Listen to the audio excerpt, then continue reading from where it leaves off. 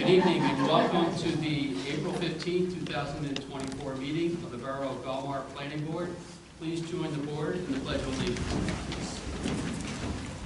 I pledge allegiance to the flag of the United States of America and to the republic for which it stands, one nation, under God, indivisible, with liberty and justice for all.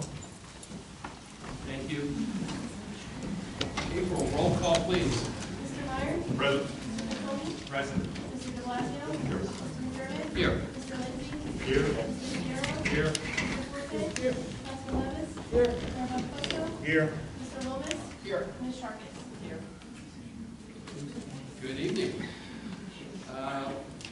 First up, we'll have a brief workshop discussion. If you could brief us on the application tonight.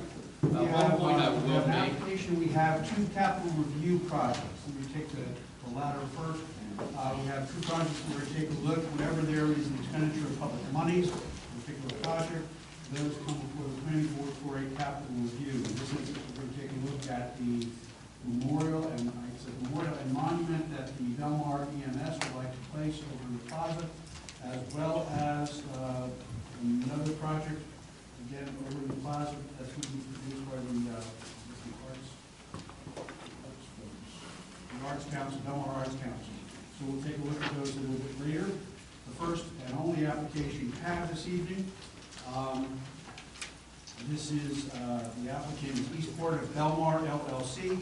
This is a consolidation as opposed to a subdivision. Basically, we're going to put lots together. It's a consolidation and a site plan. The project, really, I'm going to try to fine tune it as quickly as I can. It's going to consist of two buildings. Building one is going to front on Main Street. It's a commercial space on the first floor, approximately 4,300 square feet. And then it's going to have 7 three-bedroom townhouse units, second and third floors. Building 2 is going to front on 6th Street. But this is without a commercial space, but 7 three-bedroom townhouse units. All of the units, all 14 of the units are going to be having garages. There's going to be a driveway entry. They're proposing balconies for those. The driveway entries coming in from 6th. You have fairly extensive and very comprehensive reports, both from the planner and from your engineer, and you've had an opportunity to take a look at these. They have refined those. It is my hope that the applicant will go through those reports. If there are outstanding issues, tell you how they're going to resolve those. If there aren't any outstanding issues, we're simply going to comply, tell you to comply, and then we'll get down to, in a sense, our planning. Highlight some things for you.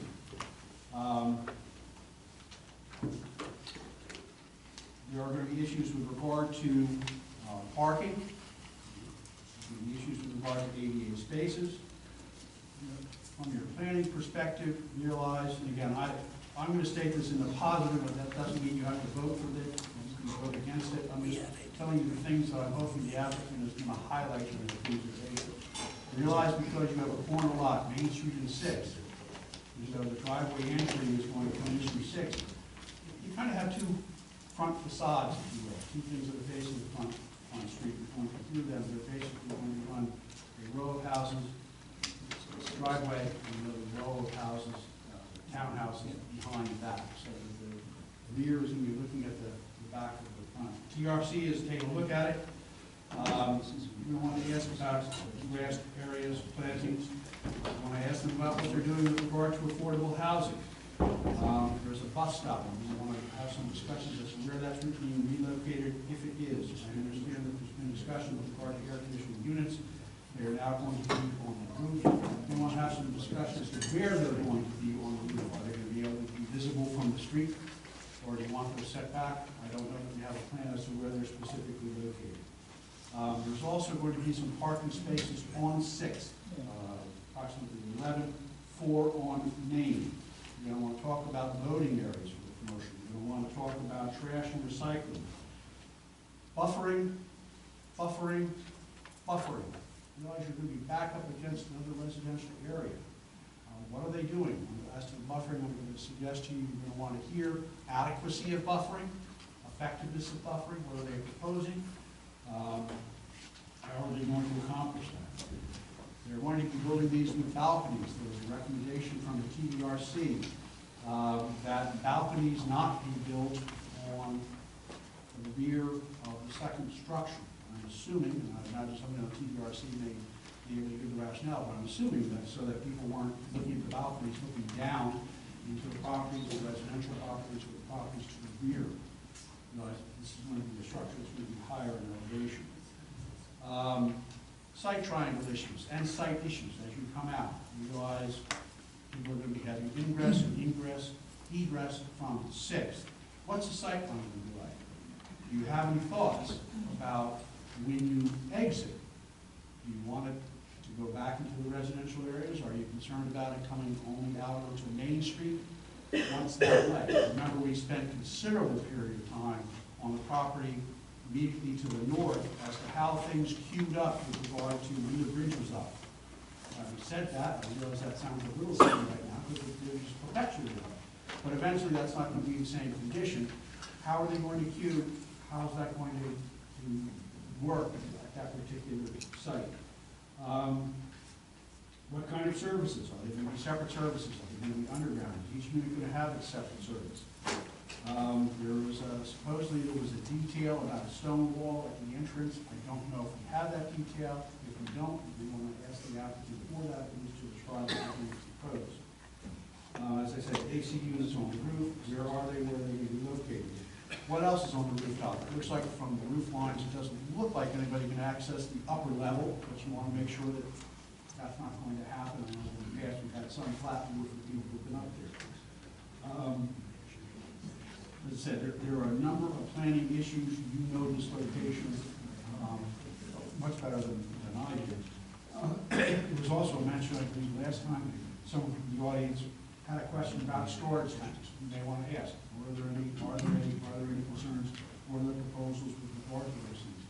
I don't want this thumbnail sketch to be anything more than workshop. I'm just kind of highlighting issues for you because I think most of the technical, the service things, I think we're probably going to be hearing from our professionals as to the technical aspects, as to the size of service lines, as to the science of waste removal, those kinds of things. I think they've worked out the technical, but you've got to put your planning hats on here and say to yourself, is this going to work in this location? As I say, there's also an additional issue that I think was highlighted by our planner. They say that they are 3-bedroom units, but there was a note that was highlighted by our planner that basically said, look, there's an office space there, and there's also a rec room. Is it 3 bedrooms? Is it 5? Can you use those spaces as bedrooms? If that's so, what type of parking accommodations are you making for this? Again, as I say, this is just a highlight. It is my hope that the applicant will go through the latest version of the engineering report and the latest version of the planner's report and some of the issues in the TDRC. Basically come before you. I think from a technical point of view, and this shouldn't tell you otherwise, I think it's an issue of parking variance, design, some design waivers by way of buffers. I don't think there's that much else that the applicant needs by way of this instance. That is correct. The bedroom variance. And the bedroom thing, just as I just mentioned, to decide what that is, how that's going to function, because if someone doesn't want an office, and they put a bedroom in there, it seems to that it has windows, they function as a bedroom, and is that going to be an increase on the road at that particular site? Also, the site itself, take a look at what was done in the past there. That has largely been a parking area. There's probably in excess of 30, maybe upwards of 40 parking stalls that are also going to be removed. That's not going to be available. It's not saying that the applicant can't develop that, but have some idea of what has been done with that in the past, and if it was, a solid time arrangement or some other arrangement, if people were using that, where are they going to park now that that's not going to be available to them? Again, we've got a lot of work to do this evening. That's kind of what you've got in front of you. As I say, consolidation, not subdivision, putting these lots together, the buildings, decide what the rules are, decide how that site is going to work, make sure that as people come out, it's going to be safe. Again, I I imagine some people are gonna have some things to say about this application this evening. So, that's all I have, we can get started. Thank you. Just a reminder for the board as well as the public, the two capital improvement projects that Doug mentioned will be at the end of the agenda. So we'll start with the first application, East Port. But before we get there, can I have a motion to waive the reading and approve the minutes from our February 26, 2024 meeting? I'll offer. Thank you. Second. Thank you. All in favor? Aye. Anyone opposed or abstained? Thank you. All right, our first application is that of Eastport LLC at 506 Main Street and 614 6th Avenue. Confirm a couple of procedural things. Please. April, can we confirm that we have jurisdiction to receive necessary mail? Yes. Okay, we have jurisdiction. So if I can, council may have anybody that's going to testify, think they might testify, going to say something, please stand in the swearing roll at this point in time. You solemnly swear or affirm the testimony you give before the board with the truth, the whole truth, nothing but the truth? I do. May I ask, before you start testifying, you all sit down now, before you start testifying, follow directions from the council. And before your testimony, please state your name, spelling your last name loudly and clearly on the record so that we can have a recording of that, so we know who's speaking at what time. Doug, do we want to swear in our professional? Excuse me? Do we want to swear in I'm our going to swear our professional? professionals in too. Folks, you solemnly swear or affirm the testimony you give before the board with the truth, the whole truth, nothing but the truth? I do. Did you give the instructions I gave those other folks about spelling your name, stating your name before you start testifying? Yes. Yes? Same applies to you. Okay. Let me do this if I can. Council, if I can mark some exhibits, and I understand we may have a couple of more. First exhibit I have is A1, is a development application. I believe is October 24, 2023, the date of the modification for December 12, 2023. That's A1.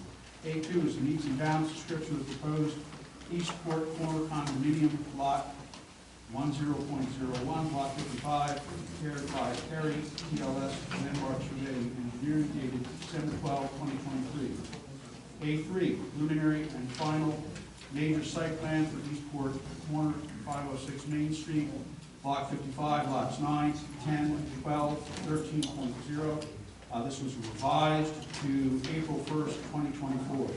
Proposed, that's A3. A4, proposed stormwater management calculations, apparent roof area infiltration system. Again, same blocks, revised to March 22nd, 2024. A5 is a letter from John H. Ray, Lieutenant and Ray Associates, dated October 5th, 2023, regarding traffic.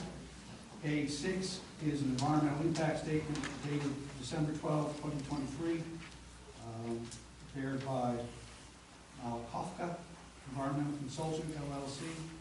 These are dated December 12, 2023.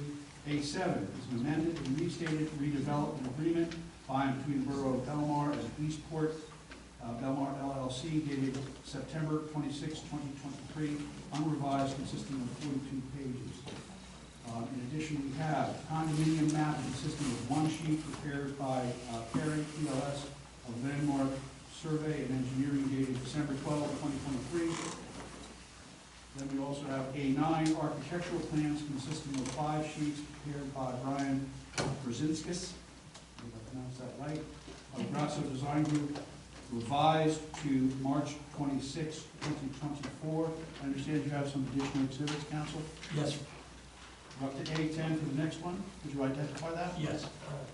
Greg, could you identify, just for the record, this is Greg, just state your name, Greg Kapalko, K-A-P-A-L-K-O. and you were sworn in. Yes, and we have 3 renderings. We have the Main Street rendering of the Eastport site.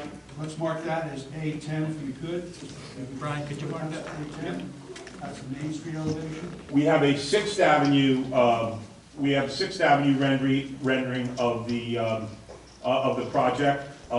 Same Eastport corner, 6th Avenue. We'll mark that as A11 if you could do that for me, please. And we have an overhead of the site also.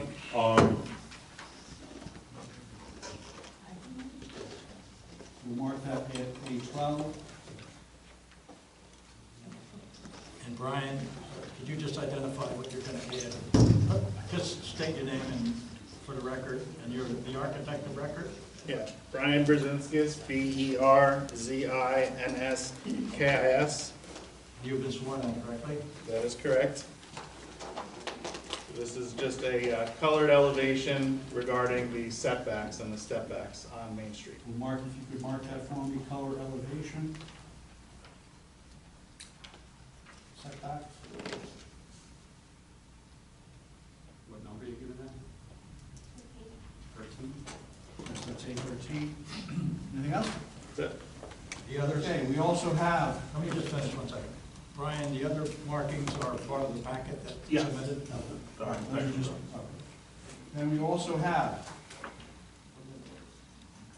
PV1, which is the engineering completeness review over the signature of James Horace, November 20th, 23. PV2, again, from our engineer, resubmission for the compliance review, that's dated January 16, 2024.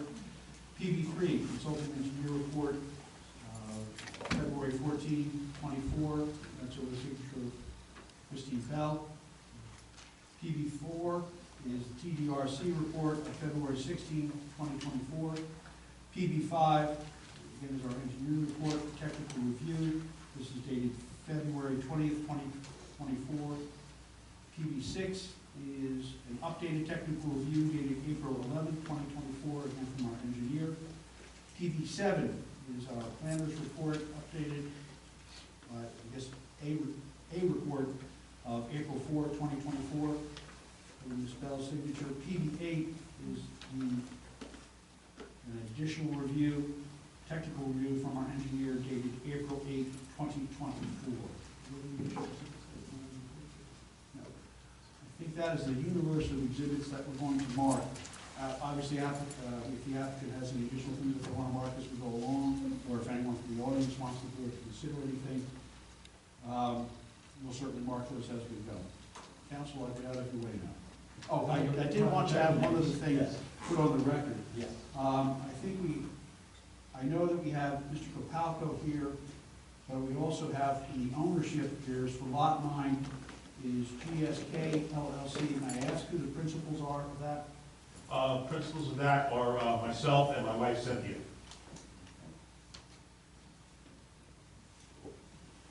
We also have for Lot 1302 is BPK Enterprises of Belmar. May I ask who the principals are? That's myself and my wife Cynthia. And Belmar Main Street LLC for Lot 12. That's myself and Brett Rusi. Anyone has any conflicts, then we ask them to step down, otherwise we proceed. We just didn't have that information, I want to make sure there's no conflicts. Thank you. Okay, Yes. good evening. Good evening, Mr. Chairman, members of the board. Michael Barbino Jr., appearing for the applicant. I was thinking that a way to try to speed this along would be for me, as your attorney said, to go through the reports, address issues that we can get out of the way quickly, and then after we're done with that, go through the testimony, hopefully to resolve some of the other issues that we can resolve simply by saying yes or no. And just before I get started, the parking issue, there is in the developer's agreement, ironically, I think. We can't hear back here. We can't hear. I don't think that amplifies, It doesn't. but I've never known you to be bashful, so I I can speak up, there's no problem. You should have them. Do we have any amplification or ability? Yeah, to we'll amplify? look there.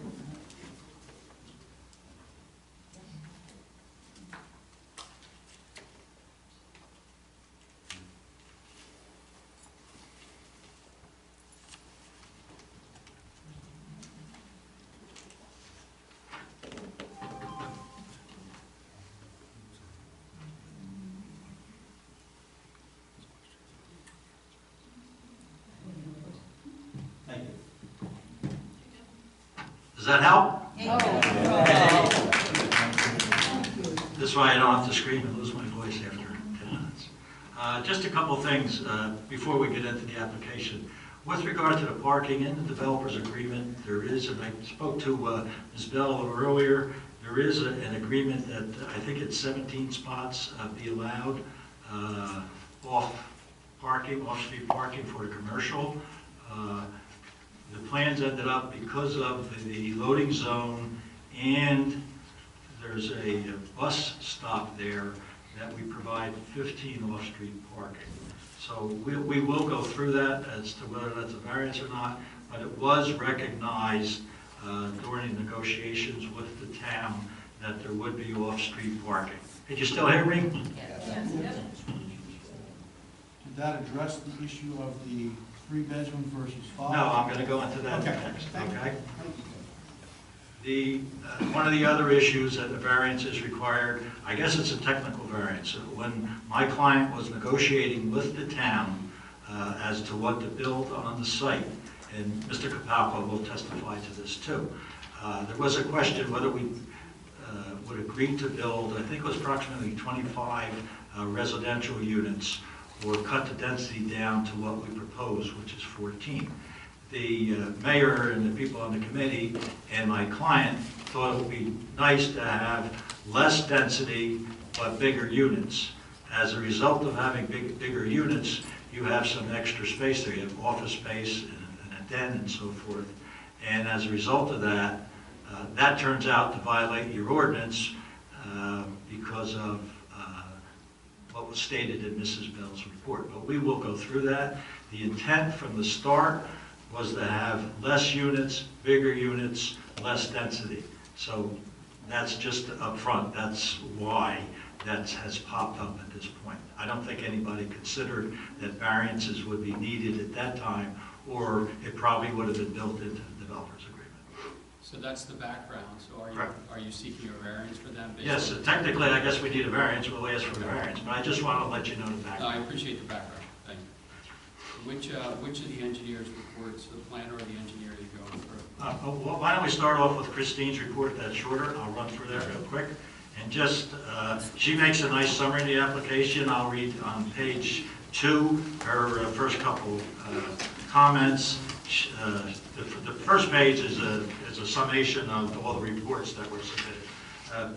And her paragraph A on page 2, rather than me try and redo it, she concisely says, the subject application consists of blocks 55, lots 9, 10, 12, and 1302. They're all owned by the applicant and either his wife or with Mr. Urusi.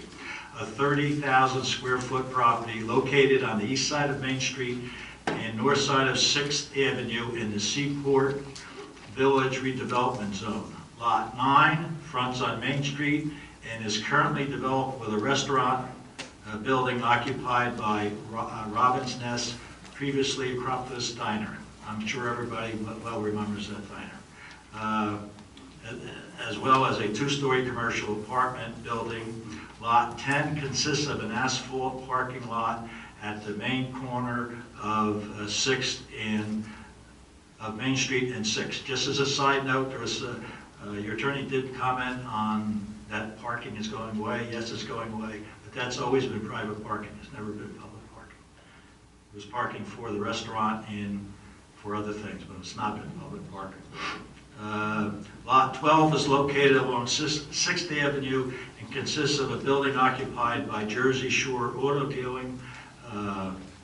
We don't have to get into that as to we can get into later, but that's basically what we're, the property that we're using. And then if we jump down to the following paragraph, the applicant is a designated redeveloper for the subject property and is proposing to remove all existing improvements and construct 2 buildings.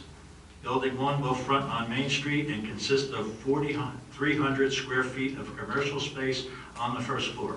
I believe your redevelopment zone requires that there be on the first floor on Main Street commercial, and that's what we propose. And on the second floor, there'll be 7 3-bedroom townhouse units, which will be constructed on the second and third floors. Building 2 will be located to the east of Building 1 and will consist of 7 3-story, 3-bedroom townhouse units. All 14 townhouse units will include a garage and a driveway and will be accessed off of a 24-foot driveway from 6th. A HOA is proposed for all townhouse units. Additional proposed improvements include 11 diagonal parking spots along 6th Avenue, 4 public spots on Main where 2 exist, as well as a dedicated loading zone and bus stop. So there will be 15 off-street parking proposed. In Ms. Bell's second paragraph, she states parking will be provided in the Seaport redevelopment area based on 3 parking spaces per 1,000 square feet of all non-residential uses and 2 parking spots per dwelling unit. The applicant requires 28 residential spaces, which are provided in 13 commercial spaces. The applicant is providing 15 off-site commercial parking spaces consisting of 11 angled parking spaces on 6th and 4 parallel spaces along Main. So that becomes an issue which we could discuss whether a variance is actually needed for that. If a variance is needed, we will ask for it. Mr. Rubino? Yeah.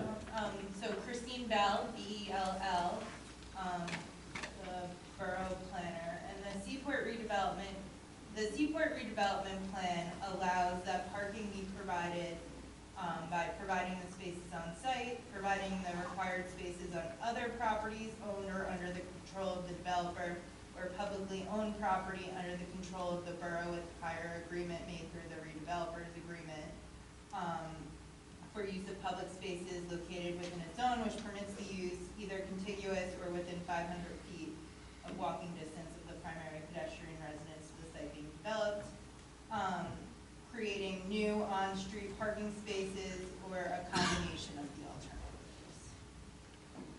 So is your position that the diagonal spots, the only thing they should be considering is the increase in the diagonal over the parallel spots? Because it is currently public parking there? Yes. Okay. Thank you. Keep going, please. Okay. Land use is, I'll try and just jump.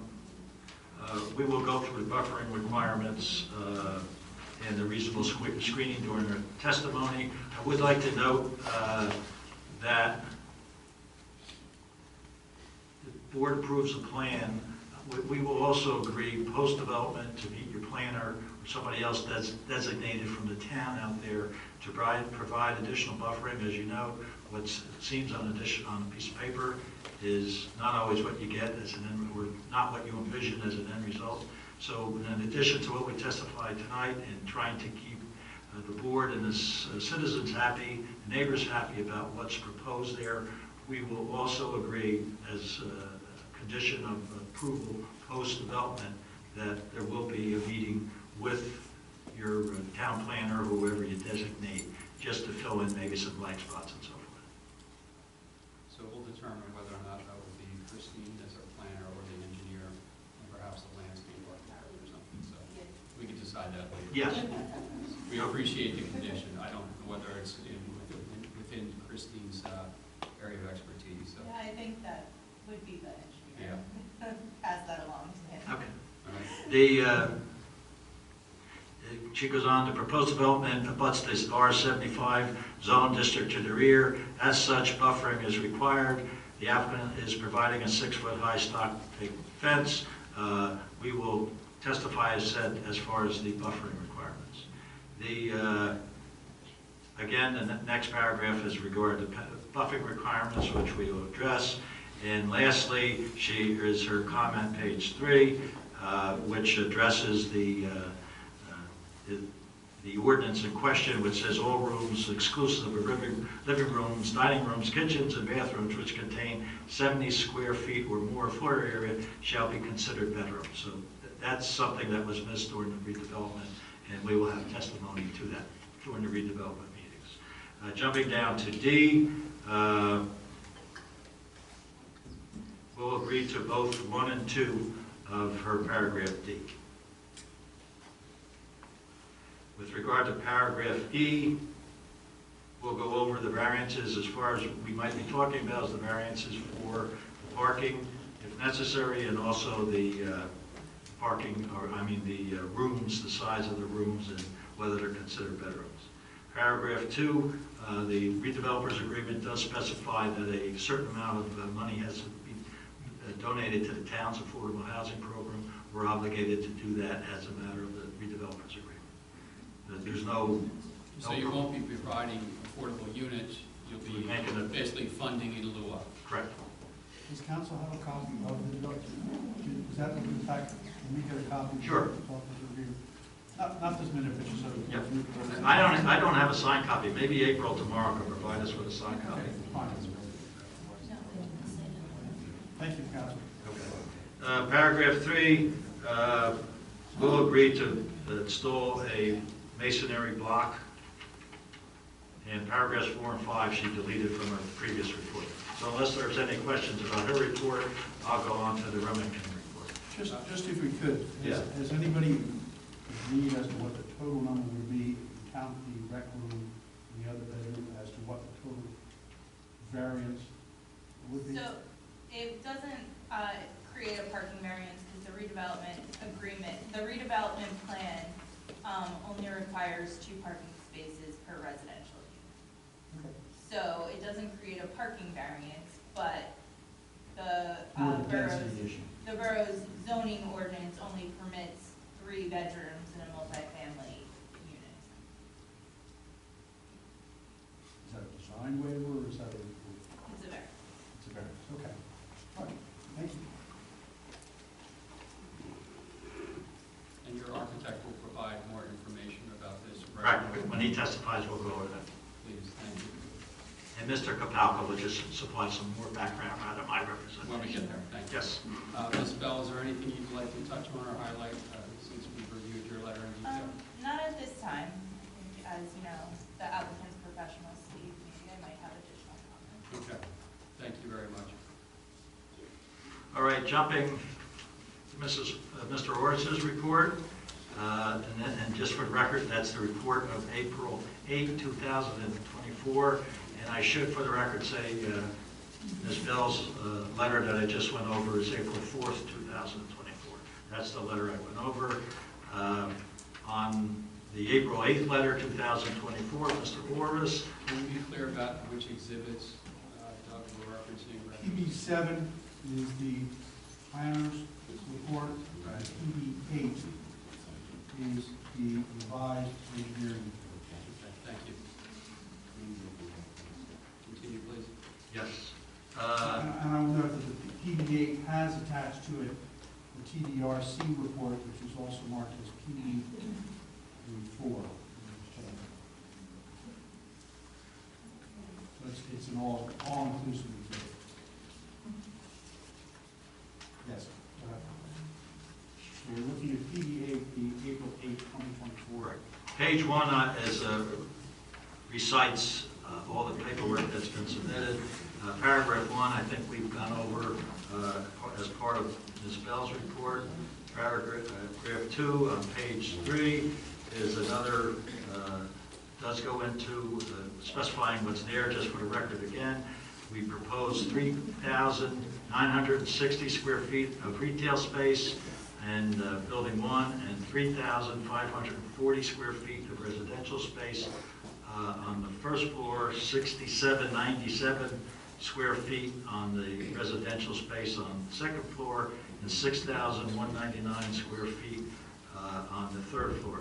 The residential space is divided into 7 equal-sized, 3-story, 3-bedroom units. Building 2, the applicant proposes building a size of 5,023 square feet, all residential. On the first floor, 6,199. Second floor, 6,294. Wait, I'm skipping one, I'm sorry. It's 5,023 on the first floor, 6,199 square feet on the second floor, and 6,294 on the third floor. They're all equal-sized units. Each unit proposes a garage, balcony, and covered porch. The square footage, as you mentioned, do not include the garages, correct? They do on the first floor. Okay, thank you. Under the dimensions for the balcony that you'll get into? Yes, we have Mr. Razingas is here to testify to the architecturals, which we'll go into. Rather than simply having read, because eventually I'm going to ask him to confirm all of the Okay. things that you're reading into the record as sworn testimony. Okay, well, why don't we just jump to, we can clear up.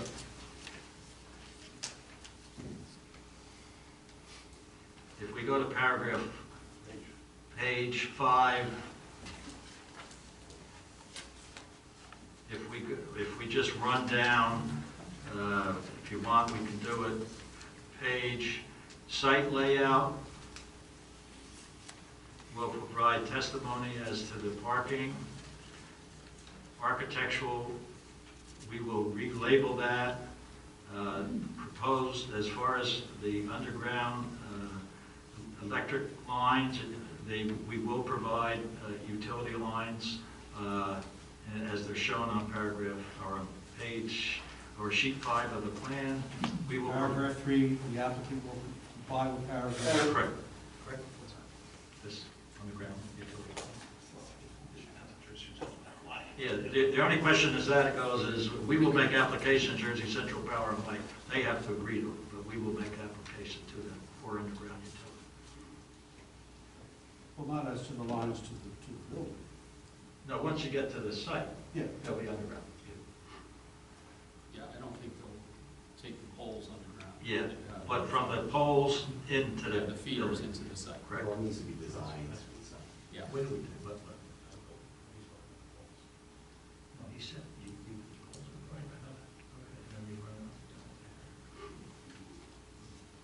We will address paragraph 4 in testimony. We will agree to provide testimony for the recycling and collection. We intend to comply with that, and we'll comply with the ADA spaces. And paragraph 9, we've addressed, I think, to the satisfaction of Mr. Orris.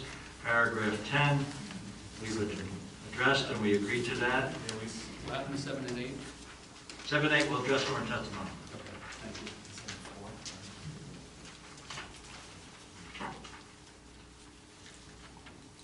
Paragraph 11, we'll address during testimony. It is intent. There are underground tanks there that evidently were closed approximately 35 years ago. At that time, you were not required to remove them. So to our knowledge, they're filled with sand. We will remove them, and they will be removed in accordance with the Department of Environmental Protection standards.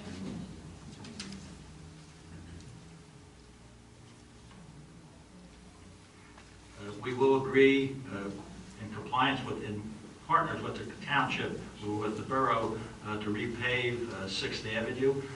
We do not want to make it as part of our site plan. It is something that the town owns.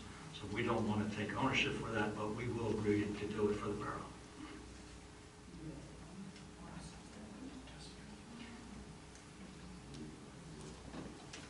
Paragraph 13, we Sorry, agree. that repaving. Yeah, What area are you talking, it's calling for curb to curb, correct. right? So that's where you have utility penetration.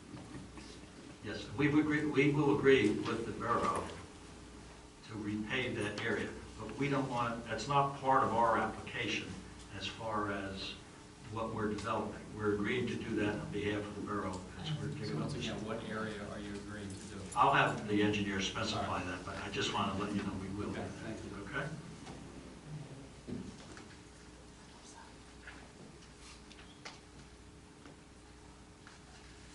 And I think if we go from 13 all the way down to the bottom of the page, unless the board has any questions about it, we will agree to do all that, unless the board or Mr. Orris has any questions regarding that. 13 through 24 paragraphs?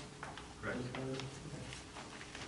And then going to the next page, page 7, we can finish up 25 through 34. We will agree to do all that. The applicant's still going to provide some testimony with regard to how the site drains and what the proposals are. Correct. The engineer will testify to that. Thank you. But all those comments will be agreed to. Going down to water and sewer supply.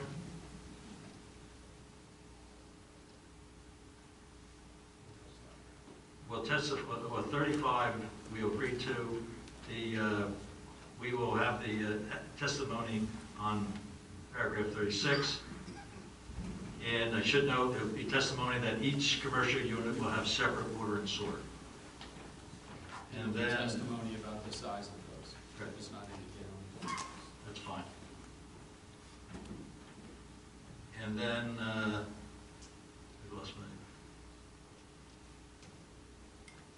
38, we'll agree to that to install the ductile iron water main, as we noted on our new plan. The paragraph 39 we'll agree to, paragraph 40 we'll agree to, and that's, for the record, that's to provide an easement dedicated to Borough Belmar Utility Department in the event of emergency. So we will agree to that. The plan shall provide bedding detail. That was part of the original application or submission. The changes have been made to add the detail to the site plan. The applicant will agree that they've already agreed to block manhole removed from plans. Only precast manholes are recommended. We will agree to that. And page 8.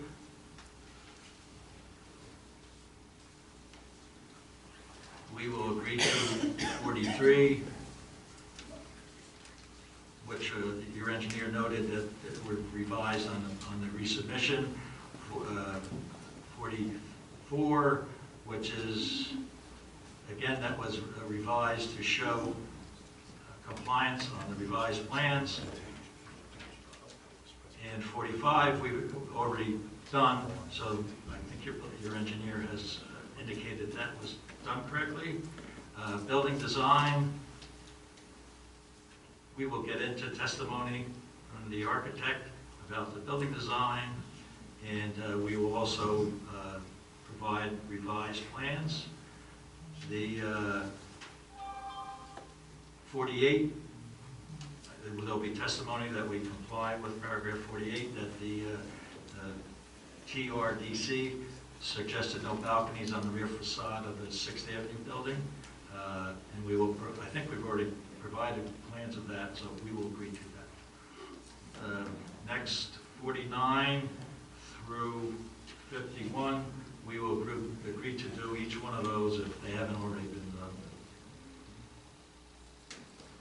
52 is a note that the lighting plan has been added to the site.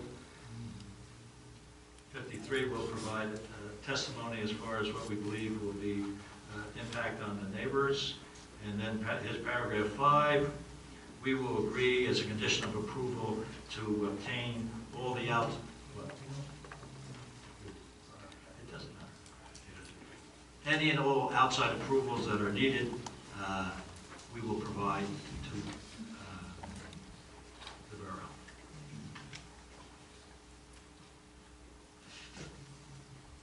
I don't know if you want me to recite these, but we will get into these issues as far as paragraph 6. If you want me to go through those, we can go through them. We will address parking. The building height, the architect's plans, we've already remarked that we will comply with that. We can have the architect confirm that. The applicant, we will provide testimony on the transit bus stop. We will provide testimony on garbage pickup. We will provide testimony on ADA space compliance. And we will provide testimony on the sightline, site distance. And again, on the surrounding properties, we'll provide testimony. And I think we've already gone through paragraph 8. We will provide testimony on that. And we will provide the testimony on the rest of these items. Can I ask a question? Sure. Section 5, conditions of approval. Has the applicant made application to any of these agencies at this point? Not at this point. Okay. Thank you. Oh, we do have freehold soil. Okay. Thank you. And I don't believe we're on a county road, so I don't think we need county approval. If you want us to get a letter of no interest from them, we can do that. Main Street 71? Yeah, through the chair, James Orris, O-R-I-S. That section is actually state road. Yeah, but, So county would not be applicable, it's state. We have applications drafted, ready to send out for the road openings that we're gonna need on Main Street, but we're gonna do it after the meeting. and that'll be to this, basically. To the state. Okay. Yes, because there'll be no openings we're closing up the drive aisles, so we'll be putting curbing in, and there's a couple of openings for water and sewer, but we have those applications ready to go. Thank you, Mr. Bradford. Okay, if with the board's chair's permission, we can, unless there's any other questions regarding these reports, we can get into some of the testimony. Mr. Orris, is there anything you wanted to touch on before we bring the professionals up? So, Mr. Chairman, again, Jim Orris, Borough Engineer. We tried to structure the letter to indicate what the applicant has already addressed in our review letter, by way of bolding where they have. Correct. And then towards the end of the letter, paragraph 6 is where we really wanted to point that out for the board's information, where we feel testimony is going to be important and valuable for the board in your decision. Thank you for that information. And I'll look for the attorney to guide these. Yes, we'll try and cover those issues. All right, thank you. The first witness will be Mr. Kapalko, who's already been sworn, and he's identified himself for the record. Mr. Kapalko, just briefly, you live in town, you've lived in town for all your life, or most of your life? Yes, I've actually lived in Belmar since 1980. I've lived in my current home since 1986. And you've developed a number of properties in town? Yes, myself and actually my partner, Mr. Rusi, we've done a number of projects, some on our own, and we did one together. We actually built Westport on Highway 71, the 23-unit, 55 and over community. And you accumulated, either with your wife or with Brett, the properties identified as lots 9, 10, 12, 1302 on Block 55, correct? Yes. And so you presently own them or have an interest in them, correct? Yes. And it's been your interest over the years to develop those properties, once you got them combined, to develop those properties in accordance with the Seaport standards, is that correct? Yes. And just tell the board, because there is some deviations that have popped up, tell the board a little bit about your negotiations with the borough regarding, let's start with the size of the units. Originally, when we first signed a contract to purchase the Acropolis Diner, we met with the then mayor and council, and we were originally going to put in a building, or we proposed to originally put in a building similar to Mr. DePep's 500 Main building that has Jersey Mike's and the residential units and the other stores. Again, apartments, even though my partner and I do own apartments throughout the town, the more we thought about it, we felt that a little less dense project would be better. And after going through a number of plans with a building that was 150, about a 45,000 square foot building, we wanted to tone it down. We got some, we spoke to the town planner, we submitted a couple different renderings and plans, we were told we had to make a few changes, and we felt that 14 to own units on that site and the minimum amount of commercial as to adhere to the Seaport redevelopment plan would probably be best for all in the town. It would, instead of having 25, 26 units on site, where it would be a constant traffic flow, having 14 townhouse type buildings, which again there aren't that many in this borough that is similar to this. We felt would be a nice offer for people that want to downsize, and people that want to move to Belmar, and we thought it would be good for the neighborhood rather than another large apartment building. So the intent was, in your negotiation, let's just say, or ask, the mayor's feelings and the redevelopment committee's feelings about that were what? And that's what ended up in this development. Yeah, yes, basically our redevelopment, I guess, our RDA was basically based on a smaller unit with, less parking, with garages, and a smaller version of retail. I mean, per se, the Jersey Mike's building has over 9,000 square feet of commercial space inside, and it's in the north end.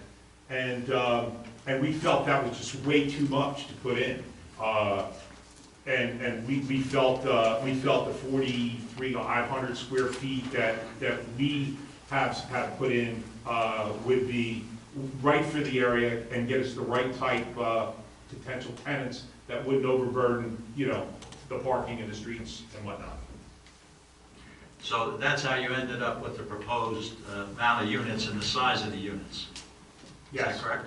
Was there any discussion, or did anybody bring up at that time that there might be some question about, because you were making the units bigger, that there might be some question about the size of these extra rooms? And they were what? They were a den and what?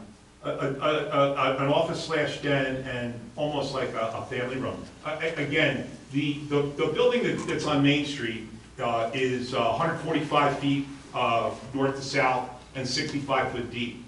35 of those feet are for the garage in the back, which we need, which everybody who lives in town knows you need storage, and of course we need the parking space in the garage, which leaves us about 30 feet of depth for the commercial space. But that still gives us a building that's 65 feet, from front to back. A two-story residential unit, you're talking roughly 1,300 square foot per floor, which is 2,600 square feet. It's actually way too much for that site. Not for the site, but for the, for just a 3-bedroom. Now, and in today's environment, almost everybody needs their own home office. So if you look at the floor plans on this, on the second floor, we have a proposed office. There's no closets, and there does not have to be doors. And on the rear units, we have a family room, which actually abuts a covered outside patio, again, with no closets. So if to avoid the variance, we would be happy to remove doors without putting closets, and I don't know if that changes it or not, but they're clearly indicated that the spaces out there are meant specifically to be 3 bedrooms. And this was discussed with the committee, is that correct? And nobody brought up the question, nobody really foresaw the question that there might be a variance needed for these rooms. We did not do that. We didn't go into that. Could I ask a question? Sorry. Sure. When did those conversations take place? You mentioned back then. I'm just curious when these negotiations and conversations took place. When we were negotiating our redevelopment agreement. Which this is signed, is dated the 26th of September 2023. I believe Greg was in conversation for at least 6 months to a year with that.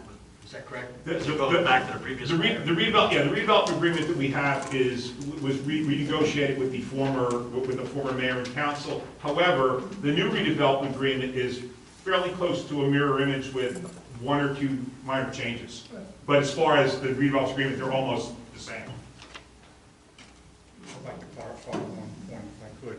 But all the discussions you had about the 25-unit building as opposed to the 14 townhouses, and the use of the office, and the other area, that was all done as part of the original redevelopment agreement, correct? Which was passed in 2022? Yes. And it was approved in December? Yes. 2022, correct? Yes. Thank you. And it was amended, just for the record, it was amended and restated in September 26, 23. It was amended to remove the section on the invalid pilot. Yeah. That was the basis of the. Okay. But it was, the point is it was reviewed again. Yes, it was. Yeah. And there's some questioning about parking. What is your idea on parking on the premises? Checking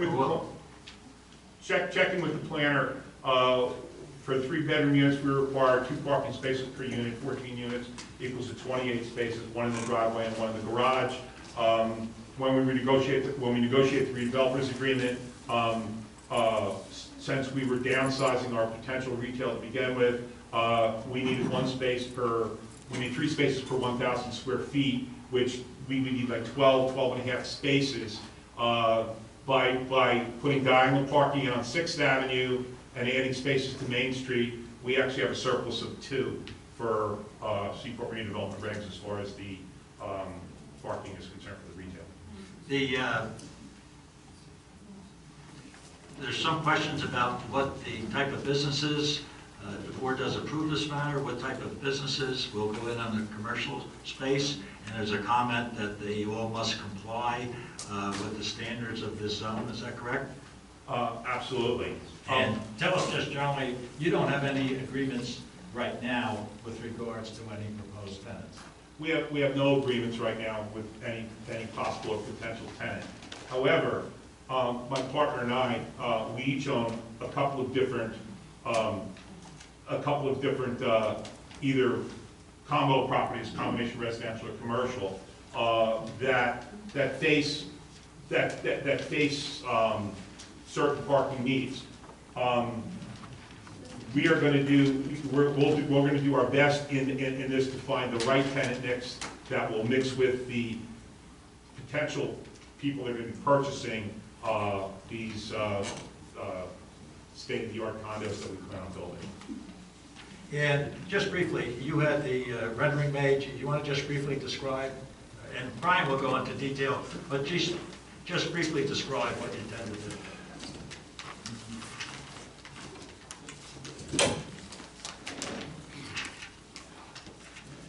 We have 3 different renderings.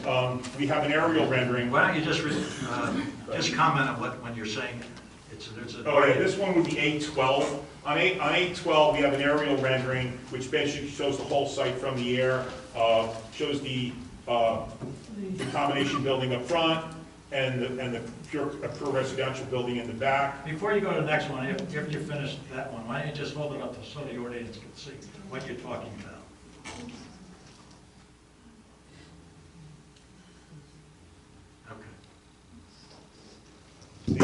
This is the 6th Avenue. This is as an angled 6th Avenue view of the project. Looking in the driveway, you have the front facade of the rear building, and you have a little bit shot of the side of the building that's facing 6th Avenue. Now, when we built Westport years ago, that's would be on 13th per se, and Highway 71. We had some of the same issues. So when you're going up 71 or even pulling into the complex over there, from the road you have both side angle views and front angle views. But we took the technical review committee's advice to make the side of the buildings look as close to the fronts as possible, so you're not looking at a side blank wall. And that's what we upgraded on the 6th Avenue. Just for the record, that's what That would be A11. And would you just show that to the audience real quick? What's that? Yeah. And the last one is A10, and this is a shot of Main Street. We have it could be anywhere from 1 to 2 to 3 retail tenants. Could be 1, it could be 2, or it could be 3. And Brian did a really nice job with the dip facade, and to actually cut down on the square footage of the units. There's a number of open and covered decks overlooking Main Street that actually cut down on the inside square footage of the units. And is that the color palette that's being proposed for the project? Brett's the color guy, so he'll have to comment. Brett's all white right now, so that's. But Brett's the color guy. We're again, he'll be happy to comment on that. Well, that's what we envisioned for the project. We're trying to make it very, clean and bright. But just for the record, Mr. Yarusi, you've been sworn in. Give your name and address for the record. Right, and receive 404 River Avenue, Belmar, New Jersey. So what we envision is something more like Nantucket, something soft, something light, something that actually blend in, where it's not going to be a big, massive brick, building with dark colors. We're trying to soften up the area. When we built Westport, we went through the same, set of, thoughts as far as coming with colors, and actually a couple of buyers actually got involved in that. And it actually worked out very well, because, that was very successful. People were very pleased with the way it turned out. So when we designed this, we were trying to go soft with soft brick on the bottom. We were trying to accent the windows, and of course we have Bermuda shutters, which will accent all the window areas, of which, Brian designed the shutters and the railing. And how about the color? And the color actually is going to be soft white with a black roof. Thank you. It's a better picture for you guys rather than the paper. Yeah, no, I get a question on this way too. I want you guys to see it too. I have a question. Go ahead. There's no rendering of the side of Building 1 on 6th Avenue. Do you have anything? In the architectural drawings, we have it, not in the No. renders. Because from this picture, I'm looking at A12, it really doesn't look anything like the rendering on Building 2 Well, this on the is the rear side. building, correct. What's that? This is the rear building. The real What's going to building, happen when you're on Eastport Lane, this is almost going to mimic the 2, correct? That'll be the rear, the commercial building. I think the mayor's point is that building 1 side, Right. building 2, there was technical review committee comments about kind of making that look more like welcoming, sort of like an entry. Right. Whereas building 1 side of the facade doesn't appear to carry any of those same treatments to soften that side. So I think that would be something that we'll want to hear more about. excuse me, No, that's the second building. We're saying the first building. I'll go over it. look at A12. All right, I'll show you. Oh, I understand, I got it, See what I'm saying, this building here, Yeah, right. it looks like a white wall. Sure. So there may need to be some effort to It will be soften similar, that. right? Something. The architect will testify. We can do something to address that. Because Brian's saying we make it similar to the second building in the rear there. Mr. Chair, I have a question. Yeah, please, Ms. Bell. Christine Bell, DELL. So while you are providing, enough parking, you meet the parking requirement on site for the residential units. We all know parking is an issue in Belmar. Would you be willing to have any type of deed restriction or put something in the bylaws of the HOA to require that the garages be used as a parking space? Yeah, no problem with that. Matter of fact, that's a good thought. We can even agree to put in the HOA that I think there's 3 bedrooms proposed, that you're only allowed 3 bedrooms, and that the dens in the other room are not to be used for bedrooms. We could put that right in the HOA to make that enforceable. I think she was going after a deed restriction as well. Yes, we could do that too. Do we need to make that a condition? It would be a condition. Condition, yes. I just have one more follow-up question about the bedrooms. I just looked up, that ordinance has been in effect since 1992. And I don't know, when you were designing this, why didn't you just make the recreation room in the office smaller than 70 square feet? Well, well, again, Brian can testify to that. Again, I mean, Mr. Mayor, if it doesn't please the planning board, we could literally remove the walls of that that's on that second floor that separates the living room and just make it one big great room, and then that would eliminate that. But the downstairs room, which abuts the outside deck, people on those units especially, are going to want to go outside and barbecue underneath and whatnot. It doesn't seem likely that anybody would use that as a. It just seems, my sense is that we're in a beach community, and if you have a big room in your house, people are going to want to stay there. And obviously, if it's for a night, a week, or whatever, those rooms are essentially bedrooms. And right now, they're not consistent with the ordinance. So why not change it so that those rooms are smaller? Obviously, I understand that people will sleep in smaller rooms if necessary, but it won't be requiring a variance for us to approve it. Or open the walls up, as Mr. Kapalko suggests. Because a 70 square foot room is 7 by 10, so let's just, think about that in your head. It's not a huge room, but I think if you were agreeable to opening up walls, even opening up the doorway to just a cased opening going to the one that goes to the deck, at least you get the sense it's no longer. We never planned on putting doors. I don't believe we plan on putting doors on the one leading to the deck on the downstairs.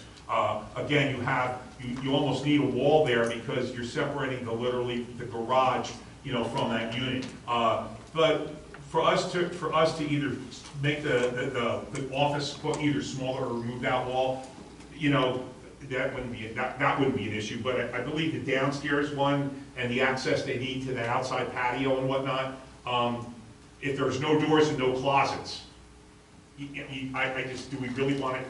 Do we really want it open for the garage? To the garage, because that's what it abuts.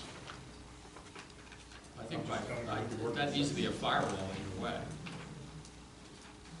You need to have a firewall around the garage, so I don't think you're going to have much of an option. You're going to need a firewall, you're going to need a fire door, at least some minimal rating to control that. So there needs to be something there. But I think this will be good discussion for the architect. You at least get a sense of some of the concerns around that. And it sounds like you have some ideas that perhaps when you have the architect up and testify, we can elaborate on it and fold some in as conditions when you're comfortable. And just going back to Mr. Orris's report on this paragraph 6, I believe that you can testify to, just tell us a little bit about your knowledge about the transit bus stop right there.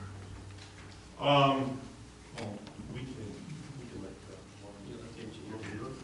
Well, you just have to briefly testify. There is a bus stop there. Okay. I don't want you to go over all the details. You don't have to go through that. Okay. There currently is a bus stop there. I don't know how long it's been there, but there is a bus stop there. The bus stop's on a pole, and we have pictures of this, which we're going to turn in. And literally, the bus actually just pulls in and parks in front of our curb cut at that point in time. But there's plenty, based on the size of the bus stops in Belmar, heading north on the south side of on the east side of Main Street, there's more than enough room to actually have a bus stop and a loading zone in the same spot. Some of the bus stops on Main Street range from 4 feet to 10 feet to 20 feet, and there's 5 of them from 16th Avenue to the bridge. And we have, I believe, at least 50 feet from the last parking space to the corner. So there's enough room for a 20-foot bus stop and a 30-foot loading zone at that point if so desires. But I think that's enough. I just wanted to know, the board to know that you do know it's there and we have to address it one way or the other. It is a possibility to contact the state and see if that can be moved. I'm not quite sure. Going to, let me just see. Through the chair, if I may, Jim Orris, O-R-I-S, Borough Engineer. please. So the intent of the comment was that if the bus stop is actively being used, that the board should understand through testimony from the applicant that it's their intent to maintain the bus stop or to eliminate it. I didn't hear a decision either way. And I don't, I think from the board's perspective, if it's an active bus stop, you may want to consider that it be required to remain, because it's going to interrupt people's lives in terms of being able to I access. mean, our preference would be to keep the bus stop there. We plan on keeping the bus stop. Okay. So I think you're right, we're really looking for testimony as to So we'll keep maintaining it, okay. and then, as Mr. Capaccio highlighted, if there is a plan to have the bus stop and loading zone, get into detail about what you're proposing so the board can consider. The engineer will get into that. Okay, thank you. The next paragraph I think you can help address is the garbage pickup. That's, if you want to read that. It's paragraph 4. Right. Paragraph 5. Paragraph 5 is ADA. Paragraph 4 is note 10 on sheet 2, reference garbage pickup.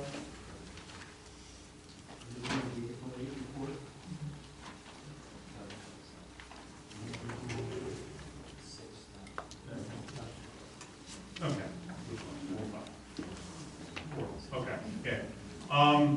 Yes, we plan for the residential units to have garbage pickup 3 days a week, twice for garbage, once for recycling. Each owner will be mandated in the HOA to have their cans.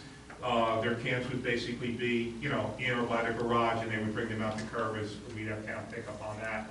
And as far as the commercial is concerned, depending on what our commercial uses are, if need be, we will put a dumpster in the back, or have the commercials put a dumpster in the back in the locked-in dumpster area. However, if it's light commercial use, they may need cans too, and if that's the case, they'll have cans as commercial pickup and be able to keep them in the alley on the side. Christine Bell. What will trigger the dumpster or not dumpster for the commercial uses? And what happens if tenants change?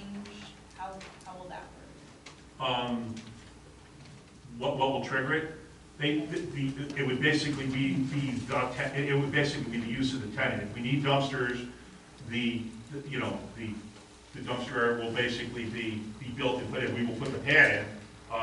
But if we don't get a food use in there that basically needs a dumpster and a single stream, where it turns out to be whatever, an aerobic studio or attorney's office or whatever fits the zone, they may not need that. And then the point of having that, we could still put the area in, but what might be in there is cans instead of dumpsters. That's the thing. Okay, so you'll construct the we'll construct it. trash enclosure. Yeah, we'll be happy to construct it. There just might not be anything in there but cans. Yeah, and that way if tenants change over time, Correct. there's, Yes. okay. So I think what we want to be clear about is that masonry, that's called for masonry in lieu of privacy fence enclosure will be built. Yes. That will house all the commercial trash refuse, dumpsters or cans. Yes. And it won't be in alleyways, it won't start bleeding across the site in other areas, because we've seen that in other properties in town. Yes. It'll be contained in there regardless of which type of tenant, light or heavy commercial use. Yes. Correct? Thank you. Can I ask a question about garbage pickup? You're relying on the borough, correct, to make the residential pickups? I believe it's in the redevelopment agreement. And, No, the residential only, not the commercial. right, and we pick up twice a week. Well, twice garbage, once recycled. Like you're talking about garbage here. Well, Three pickups of garbage. two garbage, one recycle. All right, that's I'll not include clear that from then. the- We'll amend that. It's And two garbage, one is recycle. someone going to testify about this commercial use in terms of,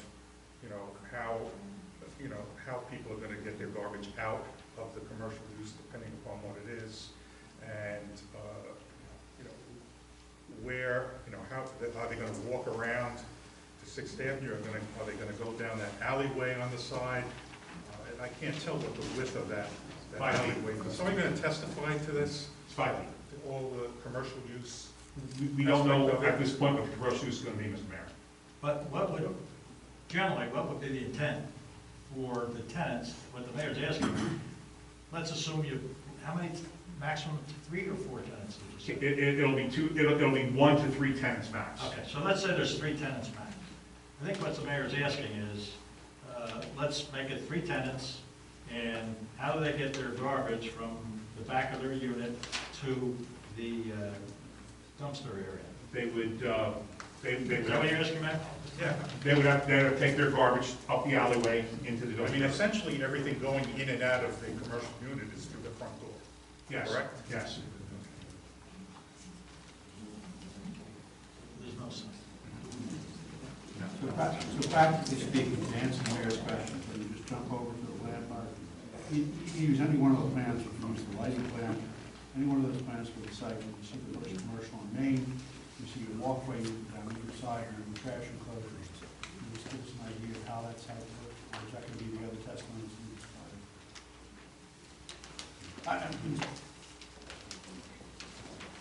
As far as, In the words of a Supreme Court justice, when I said, I'm gonna get there in a minute, he said, you're there now. Why don't we get there now? You've probably got on one of your site diagrams to show and walk through. It doesn't have to be you, Greg, if you have a professional that's going to do that with a skill plan. You've got your site plan, I see somebody scrambling behind you, getting the site plan out there, getting ready to. Why don't we let the engineer or the... And that's fine. Jessica.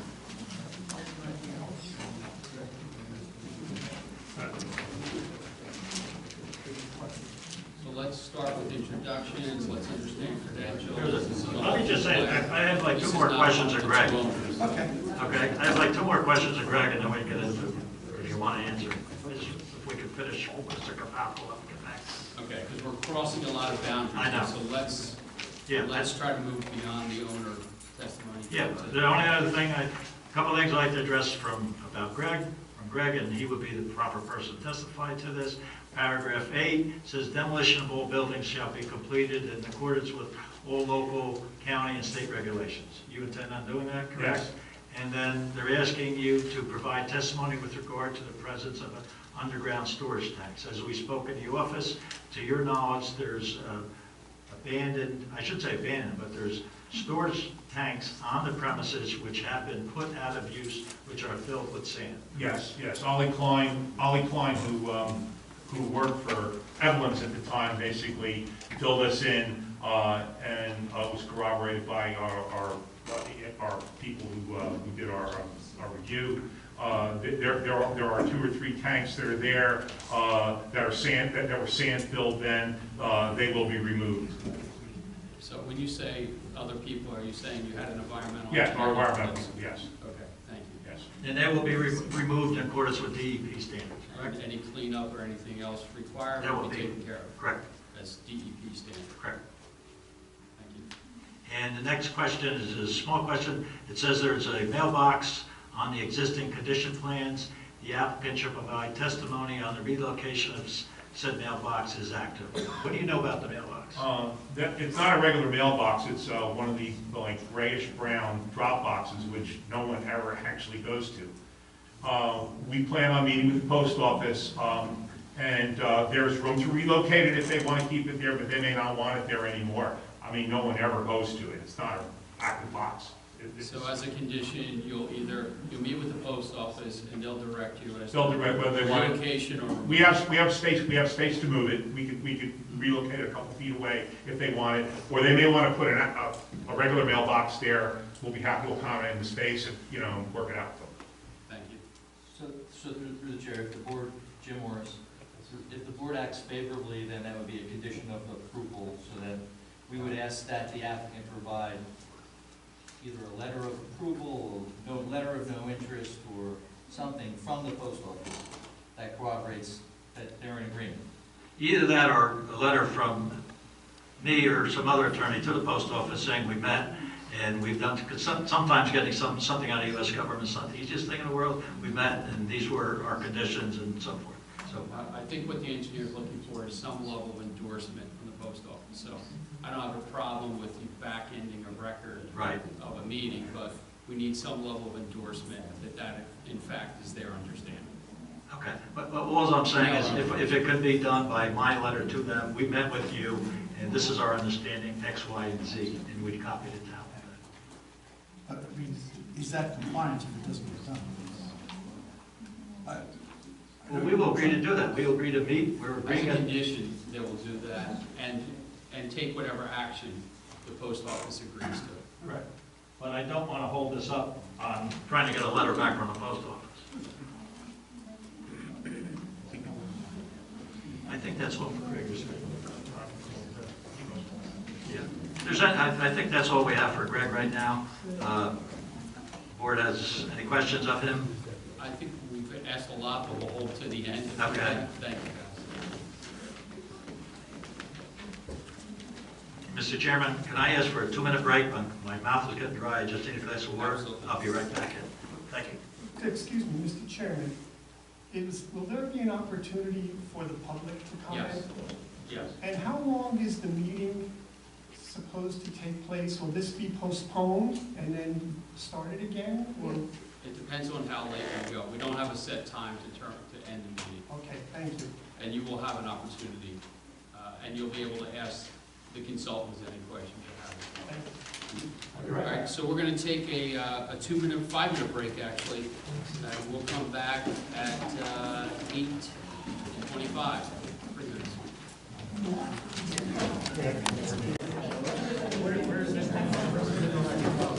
All right, so we'll do a quick roll call, please. Here. Present. Here. Present. Here. Here. Here.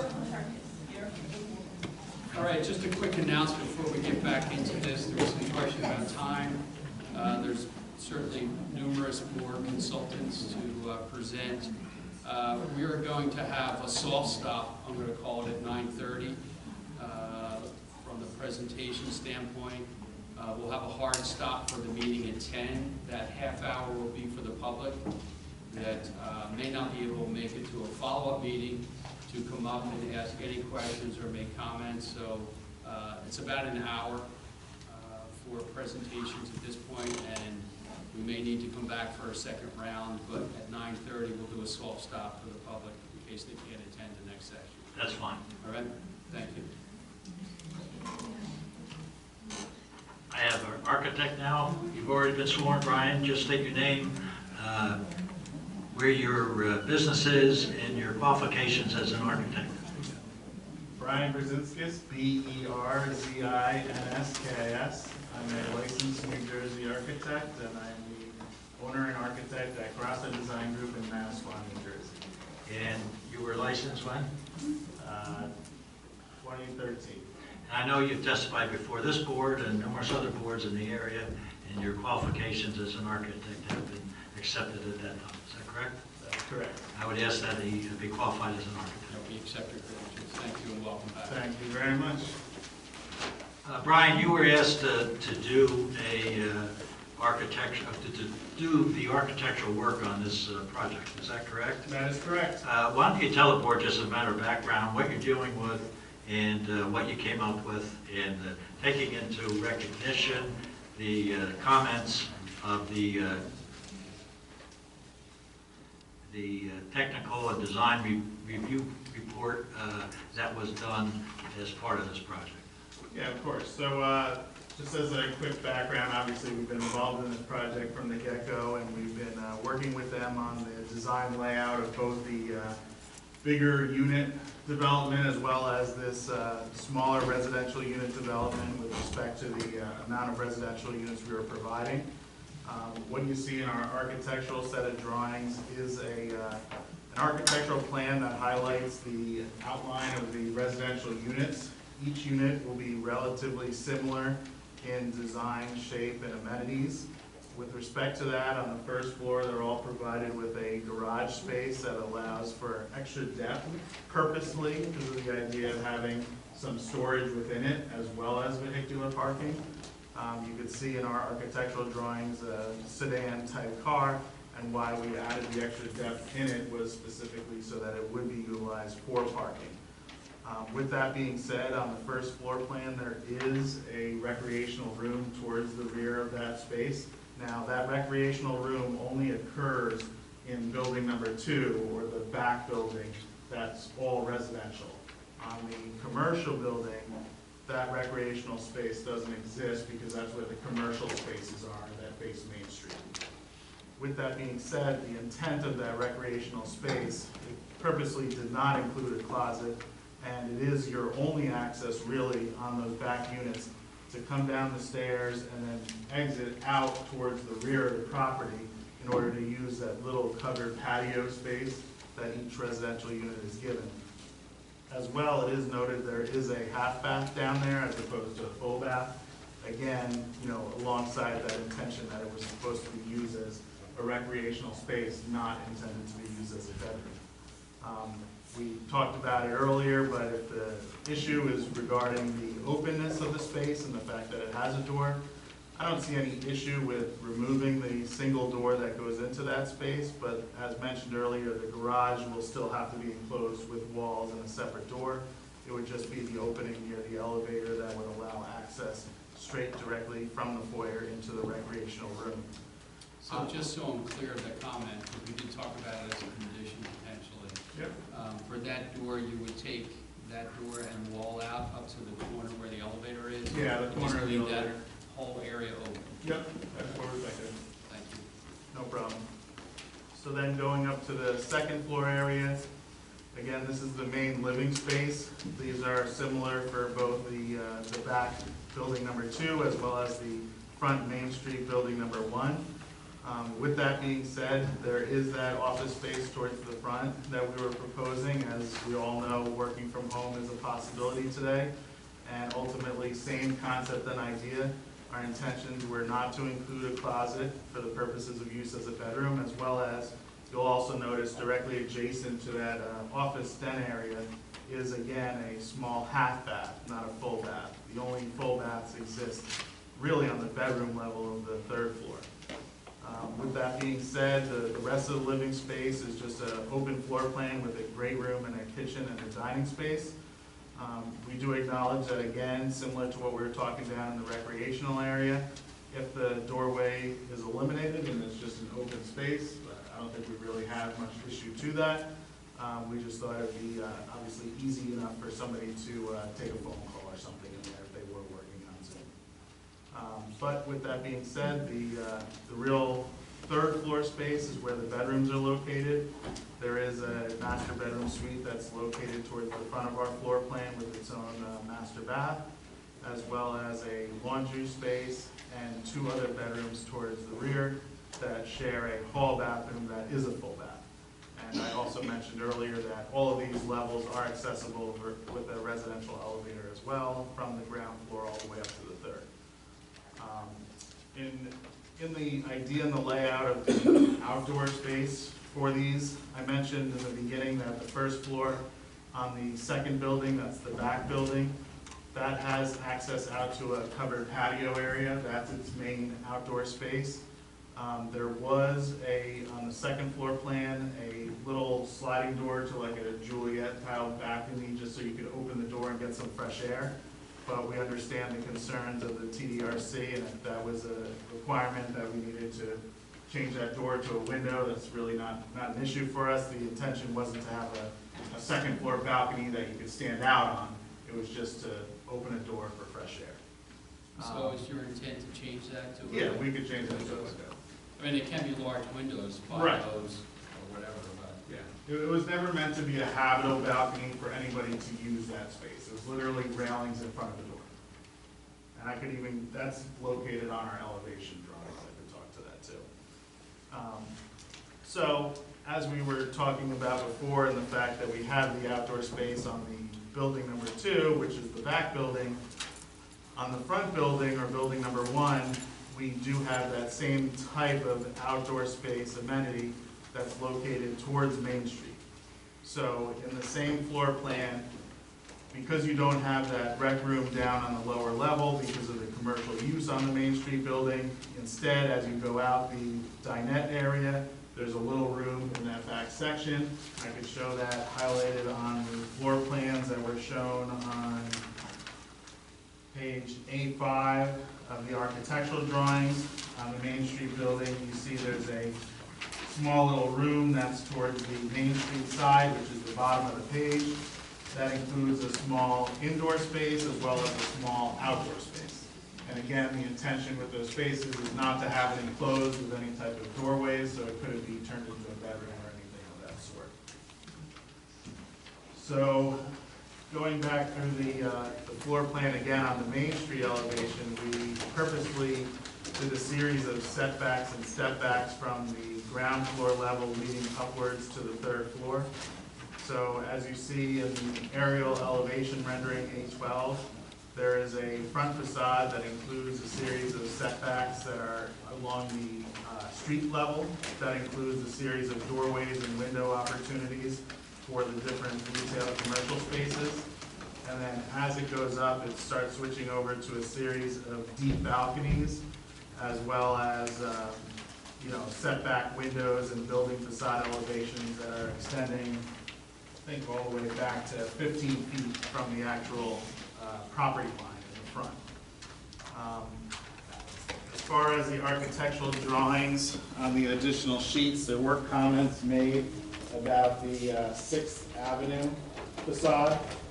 So, Why don't you walk through, you can do that, but walk through each facade too, if you okay, yeah, so I mean, again, I think I covered most of what's on sheet A1, which just has the multiple floor plan elevations as well as the front facade elevation that's along Main Street.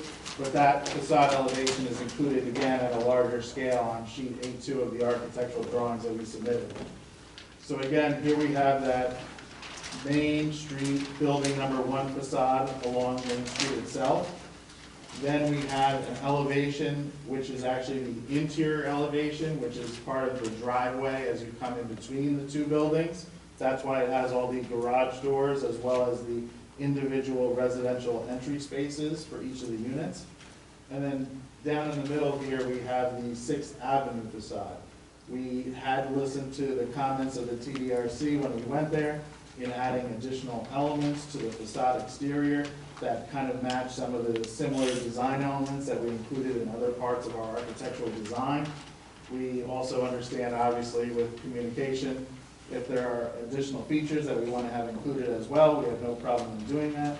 But with that being said, I think that the aerial imagery kind of loses the detail a little bit of what we did propose on the 6th Avenue side.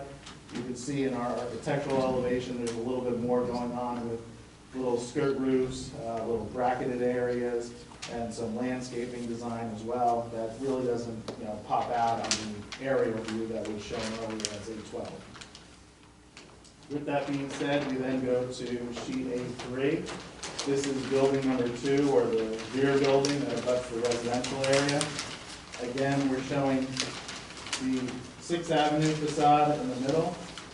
Up on the top portion is the driveway exposure, again showing each of these individual garage bays as well as the entry doors to each of the units, and a small, more functional balcony on each of these that includes like a little 3-foot space for you to walk out on.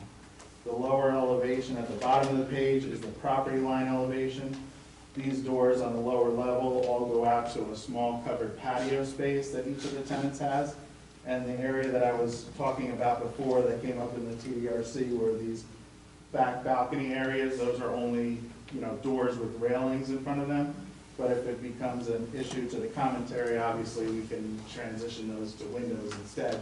They'd still be able to open those and use them for natural light and ventilation. What do you have raised there? Because the technical review committee brought that up. Yes. So my suggestion is that unless the board feels differently, Yeah. we should change those to windows, because that was Not a a problem. concern that we brought forward. No issue. So then going to page A4, this kind of gives you an idea of the layout of the site. Again, down at the lowest level of the page, that's where we're talking about the Main Street elevation, and then Sixth Avenue wraps around the corner. This is to the private access drive that goes in between Building 1 in the front and Building 2 in the rear, all with individual driveways as well as individually interior parking. Looking at the back building, or building number 2, you see the location of where the elevator is and the small recreational room that's behind the garage area, as well as the small external patio area towards the back as well. When you flip over to building number 1, you'll notice that the garage, the rear wall of the garage is basically the end of the residential space, as well as the elevator on the lower level, and the rest of it is the commercial use. So that's where you don't have those rec rooms on each of the lower plans in the first floor, just on building number 1. Just to confirm, I don't want to throw you off. The commercial spaces as reported in the, both the letters of the board's professionals, 3,960 square feet of retail space, that's building 1, is that correct? Yes, that's what I have. Okay. And as Greg testified too, they could be, not knowing what's going to happen there, they could either be one big rental unit or 2 or 3, is that correct? Yeah, in our current layout and design, if you look at the rendering or the elevations, you can see we have an area of proposed potential entry points, basically dividing the building into thirds. So there's a main centrally located one, as well as 2 additional ones to the left and the right. If it becomes a 2-tenant space or a 1-tenant space, obviously they would likely maintain those doors as just egress access for fire safety issue. But otherwise, they could be 1, 2, or 3 tenant spaces. To the chair. Yes, please. All right. On your building on your first floor, behind the residential space, you have sort of like a little flag. What is that space utilized for? Between the residential and the retail commercial space? This over here on the right side. What is that? Yeah. So we were proposing a possible location for a mechanical space that would be utilized for the utility access and stuff like that. Thank you. No problem. So just carrying through with that comment, so that is a mechanical closet. You might have fire protection, fire pump, something Correct. like that in there. Yeah. All these homes will be individually metered, All the homes will be individual. gas and electric. Correct. Do you have a proposed location for the meters? The electric right now, to the site currently, comes from a pole that's between Mr. DePep's property and our property. I understand, I'm asking where the meter bank is.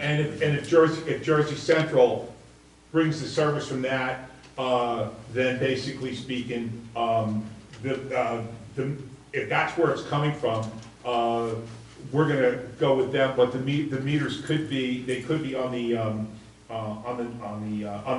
north side. Gas, of course, would come from either 6th Avenue or Main Street, and we're gonna go with the recommendation of New Jersey Gas to where they would want the meters. I think you have, as a developer, some say in where the meters go. They don't necessarily dictate it, but, so when you say north for the electric, are you saying it'll be in that 5-foot alley? No, not in the alley, but the pole, there's a pole on our and Mr. DePep's property line on the easterly side. That's where where his power comes from, okay? So and that's where the power to the Robin's Nest and to the auto depot, that's where the power comes from. So if that's the pole, and we go underground, we'll come down the pole and run to where we need to run it. And that's what I'm trying to find out. I understand how it feeds to your site. Where are your meters going? Well, for example, the rear building, Why don't you just identify yourself for the record, sir? Just state your name. Just state your name. Yeah. As far as the front building, I think we'll kind of take a lead from the utility companies. The rear building, we can come from the rear. We can set gas meters, electric meters in the rear building. So that way we wouldn't have anything facing. Like between the driveways or something I like mean, that? it's going to be underground anyway. So electrical underground, gas Right. underground, we all agree. That's actually how Westboro is designed. I have multiple buildings, 3 and 4s and duplexes. We brought most of the stuff, well, most of the things other than, the 71 buildings, they were from the rear. And then you just pop the meter up somewhere between the entries or something? Exactly. Okay. Just wanted to make sure And it the power wasn't. box will be in that rear room unless we get it disconnected, bring it maybe into the garage. Okay. Okay. But it will not be along 6th Avenue? The meters will not be on that side of the building? With no doubt, the rear building we can make work would not have a meter gang on the 6th Avenue. The front building, in all probability, I would think hopefully we get actually in the alley. The alley, you mean there's going to be an alley between Five your or building six, and between Mr. Dutt's building? Yes. Yes. That's right, all right. Yeah. I mean, I'm not going Not to try to facing Main locate Street, mine. not facing, Well, ideally, I don't want to put them on 6th Avenue, I want to put them in front of you. what's the width of that alley? 5 feet. It's sufficient, to make that work. Yeah, because they want 3-foot clearance. I think. Yeah. Okay, I just wanted to understand that. Okay. I'm sure it will come up from the public, I'm sure. Can I make a comment? Since we're talking electric, on the site plan, in the corner, that north corner, you have proposed wires underground. And it seems like they're going into the building there. So are you proposing wires underground there? Because there's also a utility pole right there. It looks like the power will be coming off the utility pole going into the building. And then there are also overhead wires that are going along Main Street. Well, Mayor, once that's designed, JCP&L may make us set a new pole and take the old poles out. So I really don't know what the design layout's going to be. We can indicate and try to ask them, we can do everything with the rear and the alley, and we can work with them to get that accomplished. But your intent would be to bring it from the utility pole? Yes. Down the pole underground to your meters, wherever Yes. they may be? Right. Which was similar to what we did at Westport. Yeah. It came in overhead, and they actually ran everything underground, and then these little pods in front, so that's, That would be your intent? Yeah, getting the absolutely. JCP. Would it be too much to ask you to ask JCP&L to remove the overhead wires? Because along Main Street, there's one, I just looked before, there's one wire going from the pole along Main Street to the pole on the corner of 6th Avenue in Maine. And then there's one wire going from that pole down 6th Avenue, which under the new plan will actually go over the angled parking to another proposed utility pole that you have there. And it just it would make sense to me, if we're putting up a new building, that we should eliminate the overhead wires. And like I said, it looks like only one wire. So that might be something that would be nice to enhance the look of the building instead of having a wire going across Main Street and then down. And I'm concerned that it's going over the parking. I mean, we could have a discussion with electric companies, so we could, reroute that. And since we're talking electric too, we had a discussion in another context with JCP&L about overall power requirements. And in some areas of town, because the power requirements are increasing, it's resulting in blackouts, brownouts. And JCP&L, the gentleman from JCP&L said, well, yeah, at times they have to increase the amount of power that goes to a certain area because people are putting in more air conditioning units, more facilities that draw more power. Will we be getting something from JCP&L, or will you be getting something from JCP&L to confirm that they have enough power to run this development without impacting? I mean, if they don't, we're not going to be able to develop this site. I mean, Well, it's not that they say that they. Can the applicant as a condition give us will serve? Yeah, that's pretty common. The thing with the will serve letter, though, he said, is they say they will serve, but they don't say when they will serve. Tuesday. That's the question. Tuesday. Yeah, Tuesday. I guess it's a matter of doing the survey.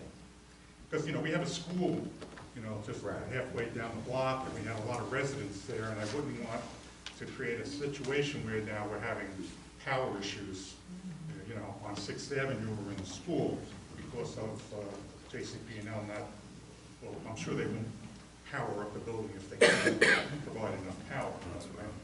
It's just a question that I think Well, we would have like that to know. probably before we start the development. Yeah. Well, I think it's reasonable to ask for a will serve letter. using natural gas and First Energy, JCP&L. What to do, we'll do a survey. I'm sorry? We'll do a survey on it, then we'll get a design and know what it's, you know. Yeah, I mean, they're gonna wanna know load counts. and all Yeah, they're that gonna stuff. want, yeah, I mean, that basically, I could get rid of the blueprint, so we'll have that, you know, immediately, Yeah, so. okay, so that'll be a condition. Sure. Okay. Okay, let's go. do that. All right.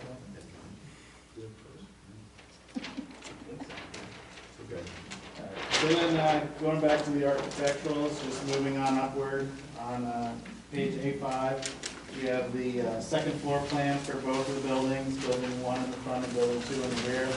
They're basically identical for the most part, with the exception that on the main street of building number 1, as I alluded to earlier, you have these extra bonus spaces, which again are similar in size to the rec rooms that were down on the first floor in building number 2 in the back, as well as an outdoor space adjacent to it, which are these areas of balconies that go across the main street facade.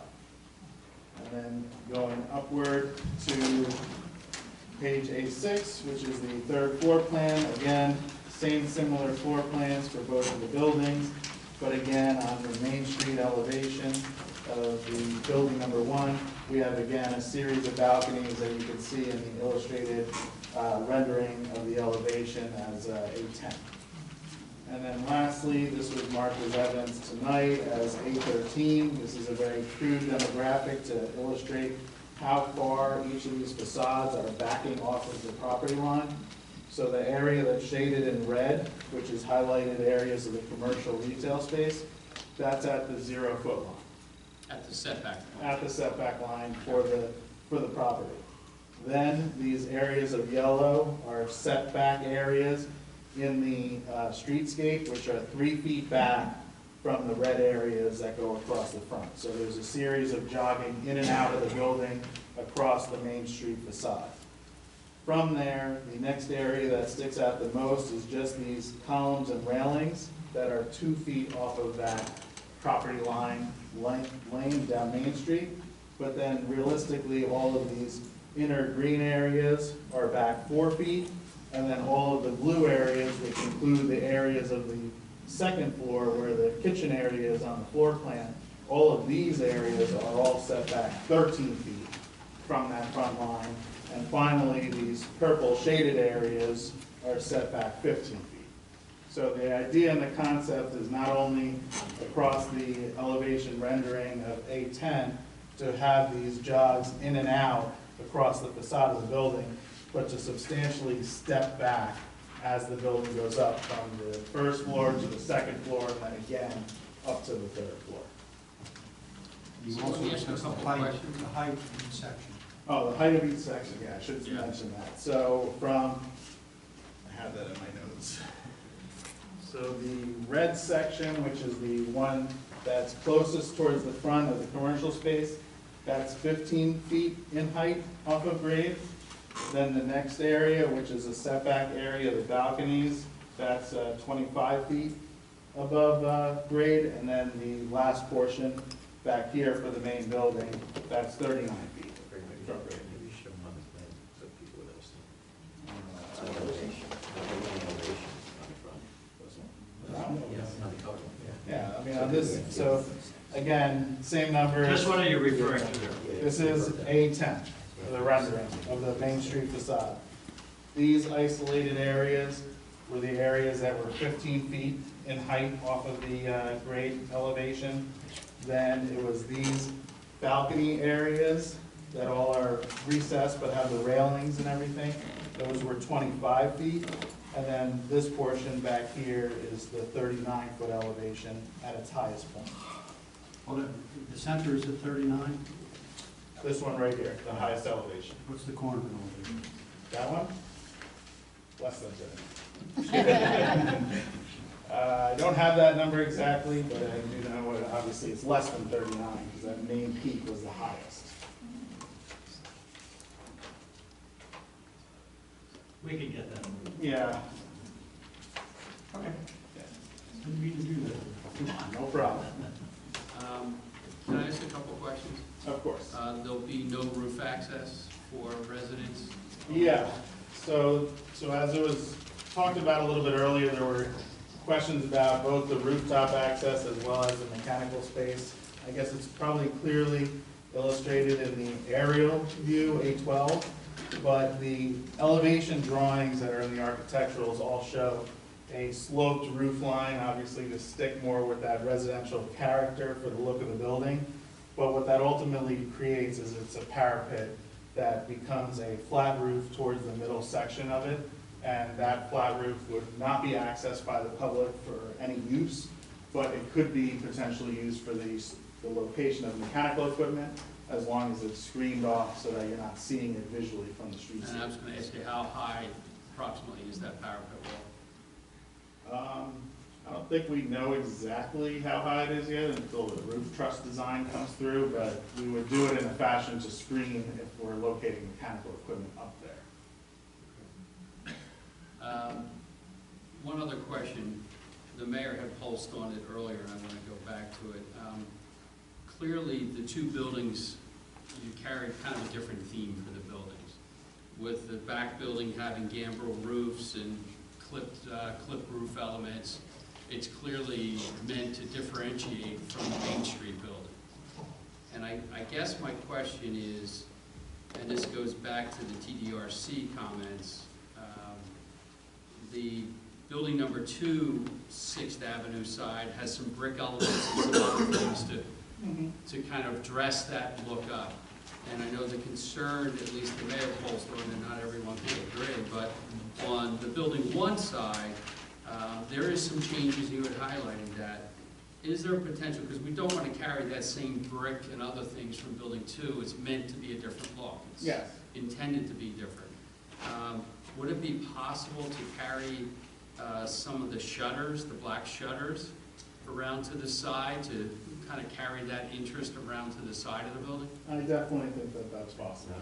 But I think Yeah. just something to soften I that agree. white mass Yep, would be nice if we could bring some of those black shutters in on the side. that would not be a problem.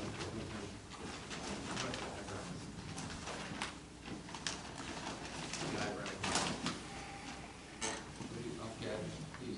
So what about the eyebrow roofs? You use some eyebrow roofs over the windows in the back. Yeah, Would it be possible to also, to break up the front building, to bring those, would it be aesthetically pleasing and be possible? you're saying on the 6th Avenue side? Yes, on the front building, Yeah, we could try to incorporate both of those. along with elements. the Bahama shutters. Yeah, So we would like to see that be a condition. yep, that's not a problem. I have my CDs left. Agreed? Yes, I'd love to hear your voice. I'm sorry. Nodding the head doesn't make the record. I had to look at Greg first. to make I know, sure. you're waiting for that I know. application. Okay. Any other testimony? Architectural? Just briefly, the mechanicals it was mentioned that there will be mechanicals on the roof. Rooftop. There was some question. And also, the comments that were made from the TDRC report, they said one of the comments was that the colors and exterior design should be a seashore colonial theme to fit with the Seaport redevelopment plan. Do you feel that the plans as proposed meet with them?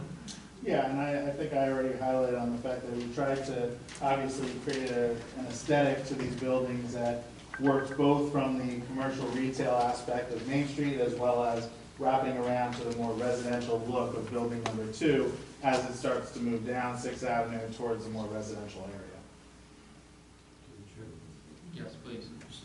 Mechanicals on the rear building, or this, Building 2. where's that building to? So it's been A, it's been B, and then you switched B to be A. Yeah, You switched A to B two. Yes. Right, yeah. Couldn't have been more confusing. With regard to the location of the mechanicals on the rear building. yes. The rear building, actually, all the mechanicals actually be in the rear of the building with the utility, the meters and all.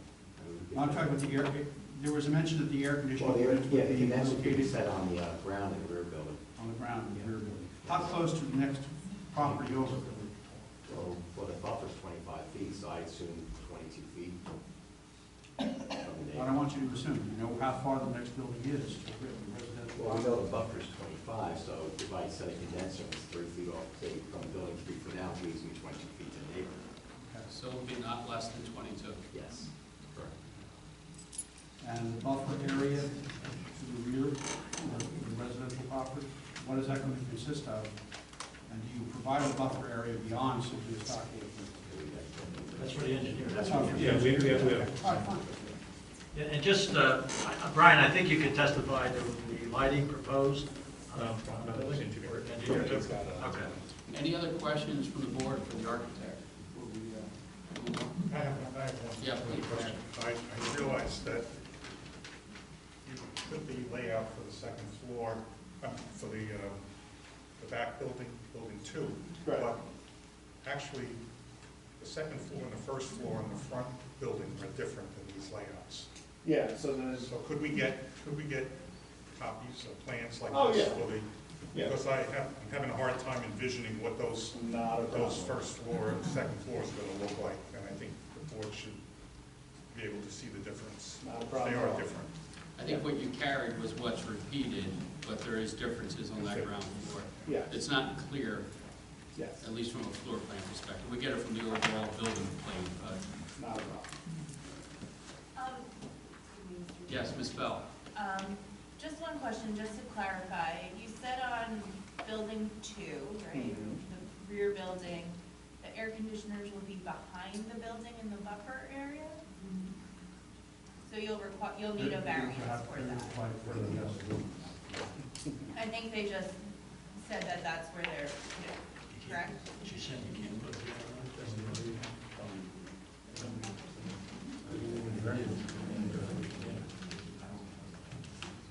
Okay, So your point is that you can't put a condenser in your setback area? in the buffer area, In the correct. buffer. So they'll need a variance from that. Is that how the ordinance states, for a fact? Through the chair, or they can relocate them to a rooftop unit, correct? You could make. Yeah, we could put them on the roof. You're doing it on, this is Jim Morris. You're doing it on building 1, you certainly could do it on building 2. We can put them on the roof. And you do have a parapet wall there as well? Yes, we do, From what I can see on the rendering. yes. Good. So that'll be, the proposal is that they'll be on the roof in both buildings? Correct. Thank you. Any other questions?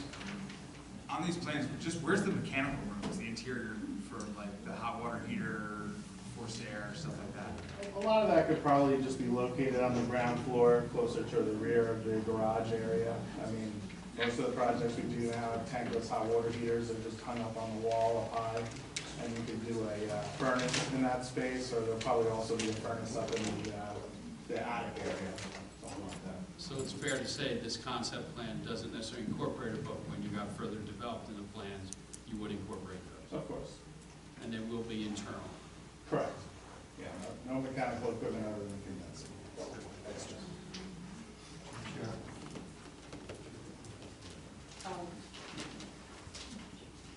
I'd like to, I might have misunderstood something. Did I hear that you're looking to put an eyebrow on the A10 facade? Or I think it's was on that the just the Sixth Avenue side? The Sixth Avenue. the Sixth Avenue side. So I think the A10 looked very good with what's Yeah, north of it. I think the intent was to carry an element from the back of the building to the side. Correct. Okay. Not alternating on the front elevation. The Sixth Avenue side of the front building. On the front building. Yeah. With similar design elements at the back. Yeah.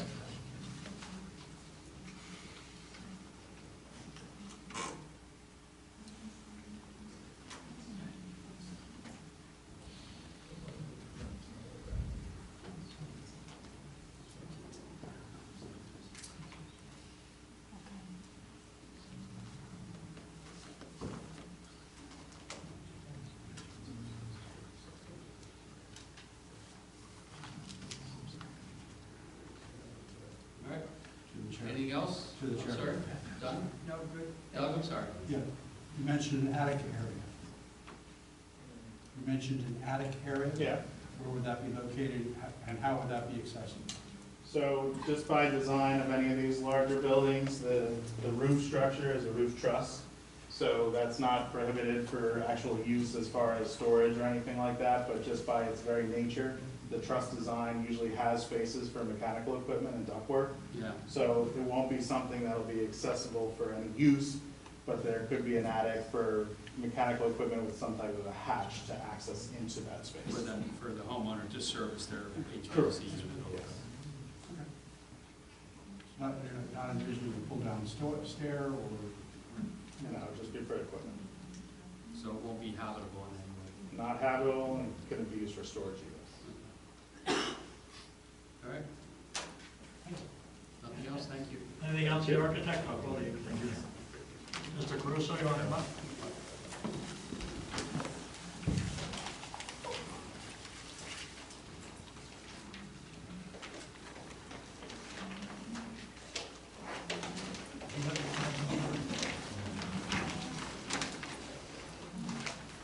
I'll just remind you of the 9:30.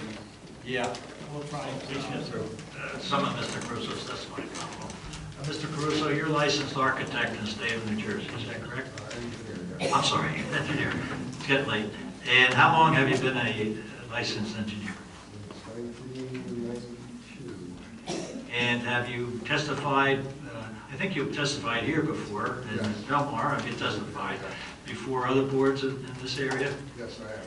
And you're the project engineer on this project, is that correct? Yeah. And I would ask that his credentials be accepted as a licensed Accept your engineer. credentials and welcome. Thank you.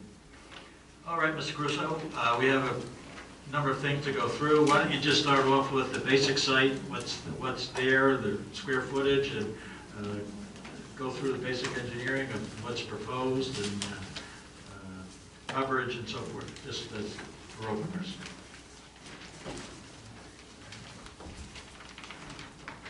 And why don't you just identify you are testifying, what drawings you're testifying off of, that they're the latest drawings. I'm looking at sheet 211, the site plan sheet. Basically, it's a 30,000 square foot lot. A3. Excuse me? Yes. Just the date, just for the record. Oh, the date? The last revision date. Revision was 4/1/24. Okay. All right, I interrupted. We got a lot here of 150 by 200 square foot, 200. We're proposing 2 buildings that is specified to. Internal for the residents are 28 car stalls, 1 in each garage, and 1 external. It's 14 inside, 14 out, and we're providing 15 commercial stalls, 11 along 6th Avenue and 4 along Main Street. There's a 5-foot alleyway to the north of our project, and a sidewalk all along Main Street and all along 6th Avenue. The driveways will all be paved right to the Eastport Lane that we're proposing right up the center of the project, which is 24 foot wide.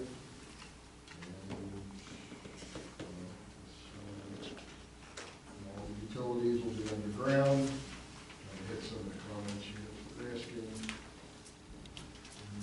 Want to go down a couple of them? Yeah, well, but just tell us a little bit about the lighting on the project, about the buffer on the project, what you propose to do in the buffer on the project.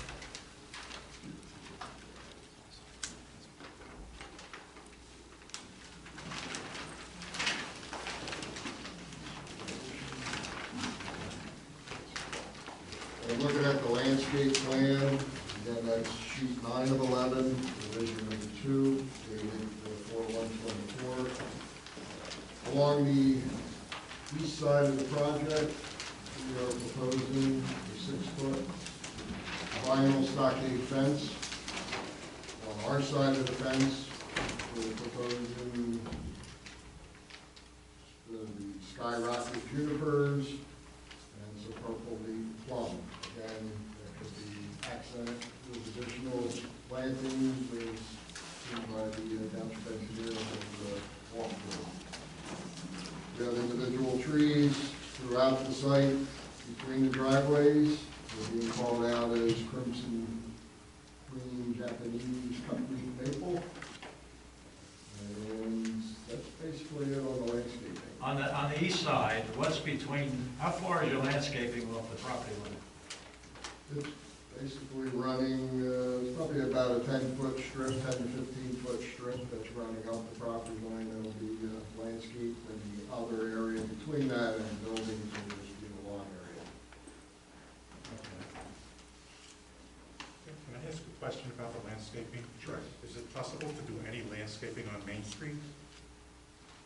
With a 0-foot setback, it'd be kind of tough. The building is right on the property line, so we have no. Well, your neighbor basically no grade had wall. put in street trees. If you request us to put in some landscaping in the town's property, we would, of course, do that within reason. Okay. I mean, one of the issues you're gonna run into, because I know that from the other building, is there's a gas line towards the curb of the sidewalk there, but other than that, I think it would be, I think we would ask that there be some landscaping on Main Street. It looks kind of stark there. Are you talking deciduous trees or? You guys are the experts. I mean, Well, I understand that, but. We could do some kind of I mean, planters. look good. Michael's our landscaper? Yeah. Okay. Yeah, it's Michael Bennett, B-E-N-N-E-T-T. I was assisting with, You gotta be sworn in. He was. I Was was. he sworn in? Yeah, I was brought in mainly for the landscaping. It was a pretty simple operation, not requiring anything on Main Street. It is doable, depending on which way you want to go. Planters, my understanding with the layout, as far as smaller shrubs and perennials and stuff like that, there's not a lot of space for that with pedestrian flow. But shade trees, as along any of the others, there's plenty of room if we put in a, grid with the trees in them. Depending on utilities that may be there. See some options. And what I would ask is that, Yeah. that be something that we review with our shade tree commission, because they'll have specific species they'd like to see, some they recommend, some they would ask us to avoid. 2 or 3 trees, So- ones in the building, they make recommendations, we'll be Yeah, happy. so we'd like to see that as a condition. That's fine. So we could see a condition, discuss with the Shade Tree Commission, also in consultation with our planner. That's fine. As a condition. Through the chair, if I may, Jim Morris, with regards to the landscaping facing the east, some of the concerns I think that were echoed by the technical review committee were about impacts on the properties, the residential properties to the east. The landscaping that we're proposing consists of a fence, 3 deciduous trees, and junipers.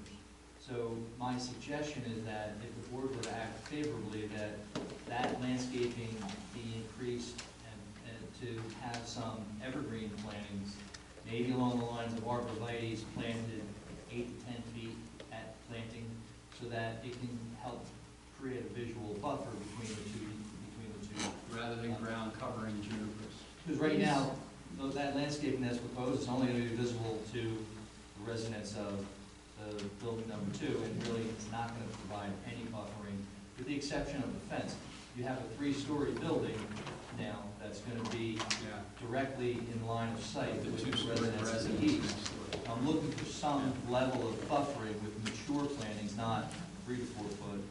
Well, you were suggesting 8 to 10 on start, center. so that they'll maybe a staggered evergreen row. We can work out the details, but the intent is to provide some level of visual, year-round visual buffering. And when you said 8 to 10, that's the height, 8 to 10 foot high. 8 to 10 foot high, all more or less. Is that? Like that. The skyrocket junipers are an upright juniper, very similar to an arborvitae. Okay. They were chosen because they're very narrow, and they wanted to maximize the lawn area Okay. as best they could and provide the green wall of screen planting. So how tall will they get? They can go 20 to 30 feet if you just let them. They can be pruned at any level. beyond the initial planting shock, what do they grow a year? A foot, 2 foot? 2 foot, 3 foot, good soil. Haven't tested the soil or anything, but under the right conditions. We can work out the planting type, but it would need to be an evergreen nature, Right. starting off 8 That to was 10 the feet. intent. Because right now, the plan, the landscape plan does not indicate planting height. Doesn't indicate anything Right. other than Right. the type of material. So we need more detail. It has to start off with a mature species. So are you comfortable with that? Correct. Yeah, again, I rely on Michael on his landscape is very good, and basically, we'll put, 8-foot matures or 8 to 10s, if that's what the board requires. Yeah, let's use that as the species specification at least. At Westport, Brett will tell you that we put in regular arborvitaes in the rear that abutted like 3 side neighbors, and you can tell the issues we have there. Well, they get huge, right? Both in width Oh, and height. they were huge where that, one of the neighbors has us cutting, has, not us anymore, but the association, they're trimming them every year now. They're that, I mean, they're over That's 20 why feet. I like the fact that these are narrow, but you get the height and the screening without getting the density in the way. That was one of the problems with the arborvitaes, again, because we had some space originally. Now, it's just like one green wall, Yeah. not the individual trees. Well, that's like the green giants, will just take off, so you gotta watch what you put out. Okay. Put that in as a condition. And with regard to the landscape, I just want to make sure, I'm looking at your landscape plan, East Court Lane, as to the rear building. You have the gravel and a planting area, then you have a paver area, and then there's a white block. What is that? That was too short. This area here. What is that? That's lawn? Okay, so that's green grass area? Is there any way we can incorporate more grass rather than gravel in the driveways? The driveways are pavers, and they're the minimum width you need, and you got the walkway between them. No, I'm saying that an area you're calling out is gravel, where you have some shrubs, I don't know what they are, or trees. Well, I'm showing here. This is the area that I'm sorry. You had asked about that area, right? Yeah, this area here. I'm asking about this, can that be grass rather than gravel? I mean, you can certainly put gravel or mulch around the shrubs, but just to bring some green back there. Yeah, I'm just not a fan of gravel in Belmar, especially what will be there. gets all over the sidewalk. Yeah, it's Yeah, That's not we'll put sod in those areas where the tree planting is gonna be in front of you. Through the chair, Jim Morris, all your landscape areas will be irrigated, correct? Yes, So the HOA, you'll have an HOA that's gonna be responsible to make sure that the landscaping, particularly along the east property line, is maintained, will be irrigated, right?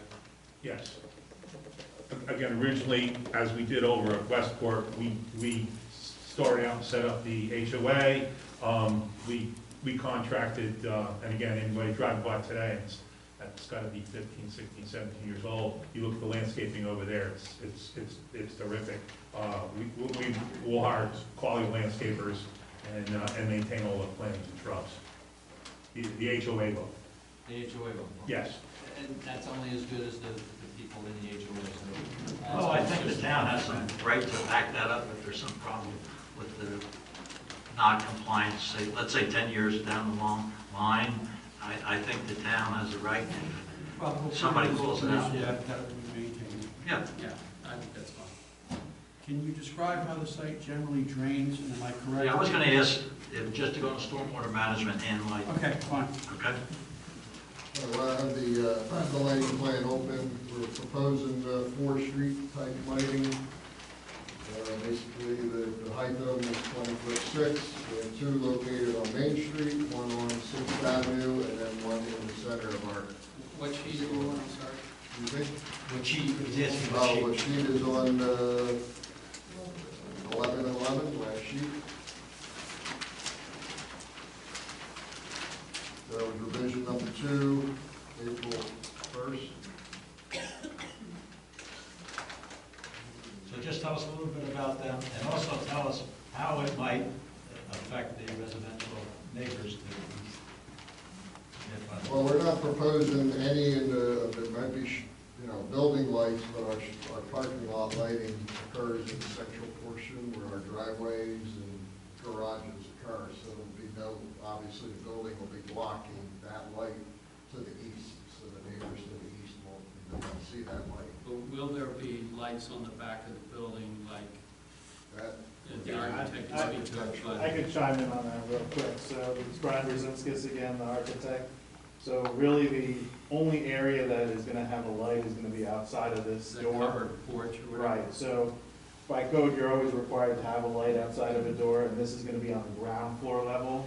So And then the upper floor, presumably, you're taking the slider out, putting windows, so there won't be a light there out won't be there. any lights on the upper floors, and presumably that light will be shielded by the landscaping Thank you. buffer. Thank you. Anything else on the lighting? no, just the 4 lights, again, one on 6, 2 on Main, and one in the interior of our project. So you don't think there should be any negative impact by a minimum amount of lighting that it sounds like you're putting on the site? No. All right, Proposing lighting for the commercial entry in front on the Main Street facade. Well, we have our 2 street lights, again, I'm not sure. There's No no signage lighting for this property. Any signage lighting or anything? Well, yeah, there'll be signage lighting for each of the commercial spaces, whatever the word. So, again, Brian Brzezinskis, architect, so, across the building, right now, we have designated based upon the potential 3 tenant spaces, that there would be signage above these entry doorways. All the signage would be designed per ordinance with appropriate lighting for what the ordinance allows. No variance relief sought from No. signage. It is generally as depicted on your. Correct. there. Yes. Could I just jump back to landscaping? The diagonal and other islands, those will be planted? And what will be there? I know the rendering shows flowers and a few other things, but I'm not sure what the landscape design is planned. You're on the parking side? Yeah, on 6th Avenue side. You've got one on the eastern side that you're creating a new island, looks like you might be putting in some kind of shrub or something. Along the edge, it's going to be lined with possibly hydrangea and Toniaster. On the island itself? The island itself has, the one island that sticks out the furthest, there's a shade tree there. It could either be the same in the back, can't see what it's labeled here, as the purple leaf plum, or just about any of the street trees. If we're gonna go with street trees across the front on Main Street, I would mimic that on that parking side also, keep it consistent. That's still to be determined when we meet with shade tree. Yes. And I think you just need to keep in mind site triangles and others. You want something that covers, but you gotta be careful with your site triangles.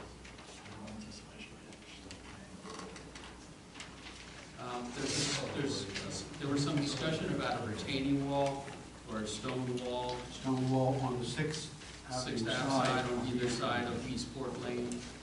Is that 2 or 3 feet high? Is that, Usually indicated on your lighting plan as about 18-inch wall. and that's gonna be a true like stone wall, not like, Stone wall, similar to what we have at Westport. not like a keystone retaining wall, like a No, nice sorry. stone wall? So again, Brian Brzezinskis, architect, on A11, which is the rendering, there's a little picture of a stone wall that comes across. Approximately how high is that? It's depicted on your diagram as 18 inches. So it's no higher than 18 inches? That's 18 inches is fine. And you want to go briefly into the stormwater management? Hey, just over the lighting, can I ask something? Yes, I'm So I think before we go on, just a quick one is, that back light, is there a way to kind of ensure that the bulb is covered and, you know, shines down rather than? Yeah, we could do that. Yes. I'll do that. I was gonna suggest for the overhang, would you consider doing hot recessed lighting in the overhang? We could definitely do recessed. Walls concert. That'll shield. That's Andrew, yeah. Actually, it's probably better cover area anyway. Yeah. Okay. A lot of these are conditions. Yes? Yes. All right, Storm, please. Jump over to the stormwater management plan, that is page 3 of 11, revision 2, 4/1/24. What we're proposing is to pick up all the roof drainage and get it underground to control the lower storms. So we're proposing 2 individual underground dry wells. The one will be located behind the Main Street front building. It will be in the, going across the driveway section of that facility. And then on the rear building, it'll be in the back section in the lawn area, a dry well there. And it'll be picking up all the roof downspouts, so all the structures will be going underground. Now, it's designed to have an overflow, so the higher storms overflow the unit, and they'll tie in the 2 proposed inlets that we're putting at our Eastport Lane entrance. That'll go through another water quality chamber that'll treat the runoff that's coming down Eastport Lane and then tie into the existing storm sewer system. And these storm techs are recharges, correct? They're a dry well, basically. It's a dome-shaped, Yeah. with an open bottom, gravel completely contained around it. So it's underground. So basically, that's the stormwater system. We're tying in all our sanitary through a lateral that we're running down Eastport into the 6th Avenue manhole. Or that we're installing there, and that's tying all the way into the Main Street sanitary sewer. And Should note that there's basically that's- little or no stormwater management on the site as existed. Yeah, right now, there's, basically it's all runoff, so we're basically, the original site was almost 97, I think somewhere around 97%. Percent impervious, and we're knocking it down to 70, but I'll give you the exact numbers here. We're going from 96.4 impervious coverage down to 74.24, so we're reducing the impervious, plus we're gathering the stormwater runoff from the 2 main structures and getting it underground, so we're reducing the runoff. There's a question about the driveways. So Eastport Lane and all of the driveways, and obviously all the sidewalks, they're all pavers, concrete pavers? Yes. Then, so none of, Yeah, well, the street's asphalt, but the, Eastport Oh, Lane Eastport is Lane. asphalt. yeah, Yeah, the was street asphalt. is asphalt, the Okay. driveways are pavers. and they're not permeable, they're gonna be a paver system, concrete paver system? Yeah, it's not considered. So they're all 100% pervious. Right. That was all collected where in the 2? Well, they're running into Eastport, and they're being picked up by the 2 inlets right at the entrance to Eastport. You see the 2 Okay. inlets located So there. those are not being handled or tied into any of the recharge pits or the driveways? Correct. No. So the buildings are? The buildings and driveways. are, So do you have, just because it would help, do you have a calculation of how much impervious coverage is actually impacting, excessive, with the exception of overflows of the dry wells? Just the driveways and the Eastport Lane are really the only township impact? Yeah, Minus that's probably about at least 25% Of what exists. of what exists. So pretty now. small. Since 97, now we're down to 25, that would direct runoff into the inlet. How does the site generally drain?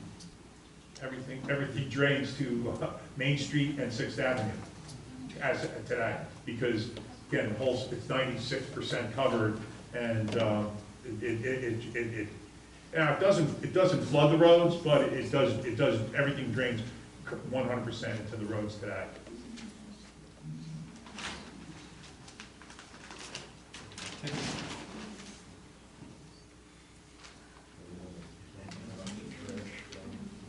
Do you want to address that trash issue? Yeah, the commercial. We've already exceeded our 9:30 soft stop, Okay. so please ask them to wrap up.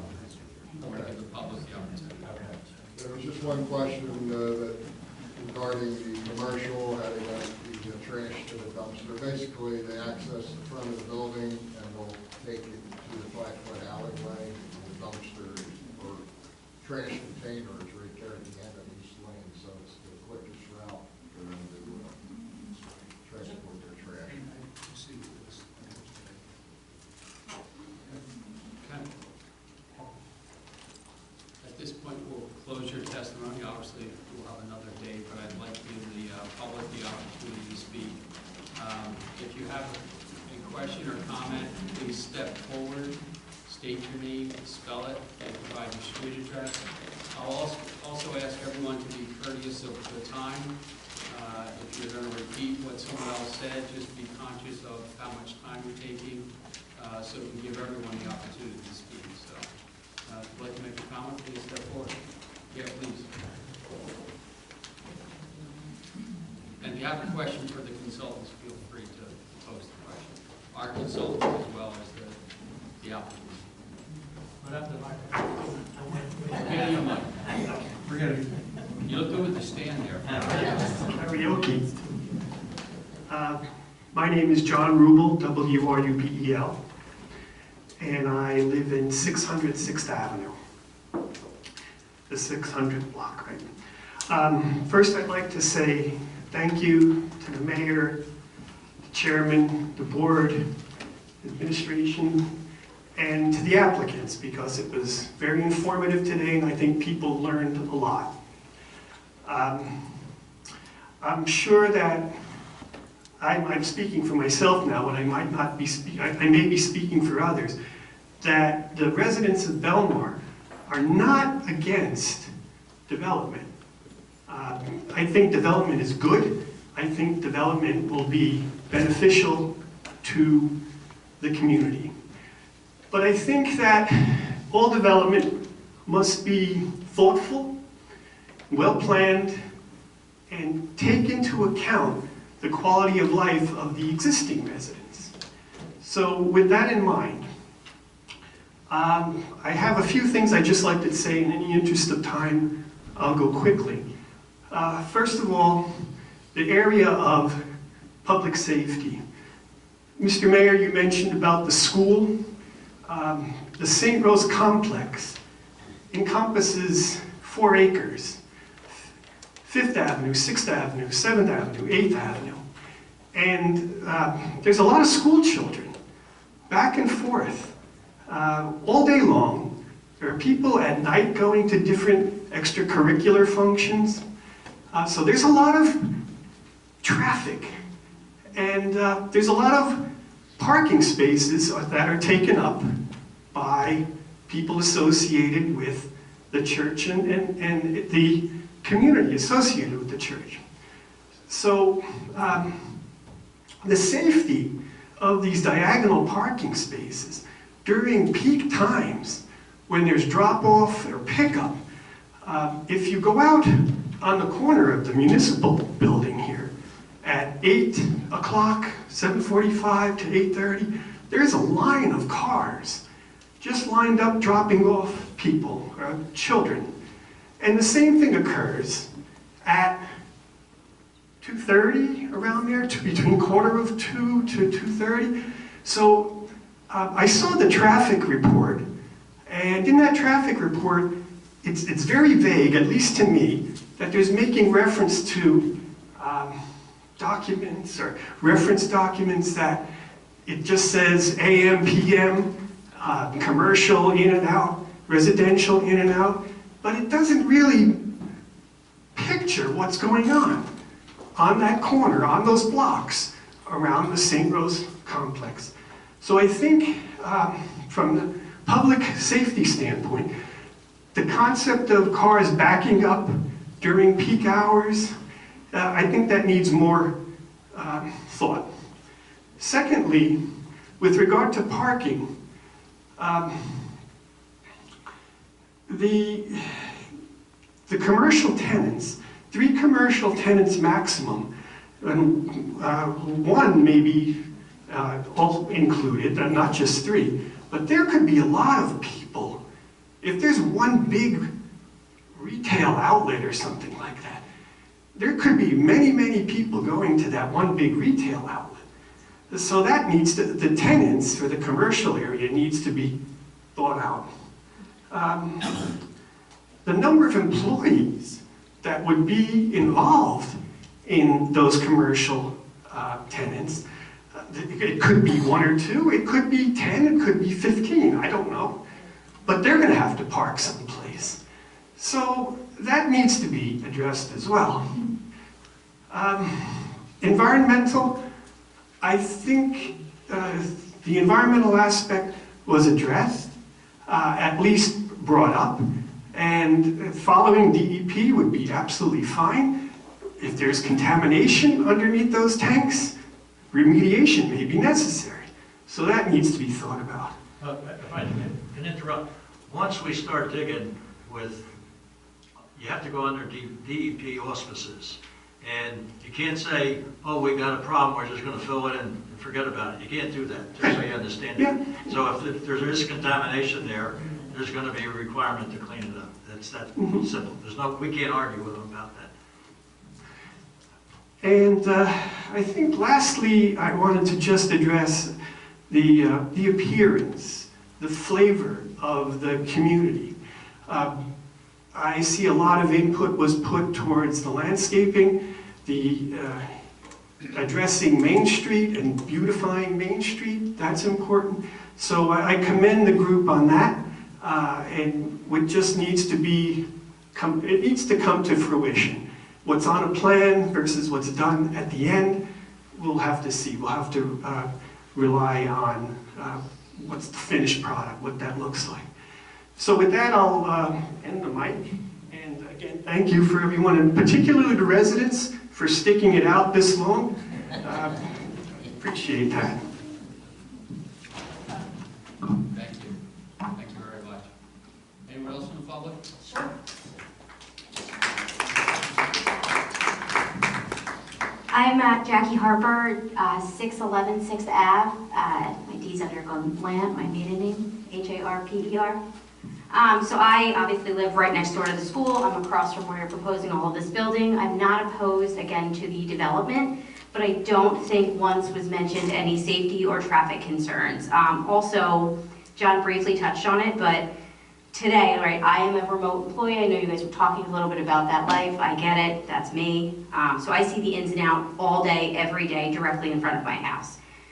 There is no enforcement. There is no consideration to the current residents. I am countlessly calling police, speaking to the schools, speaking to the businesses, because their employees were not given any place to park. So they will park in front of the homes till after 8:30 at night.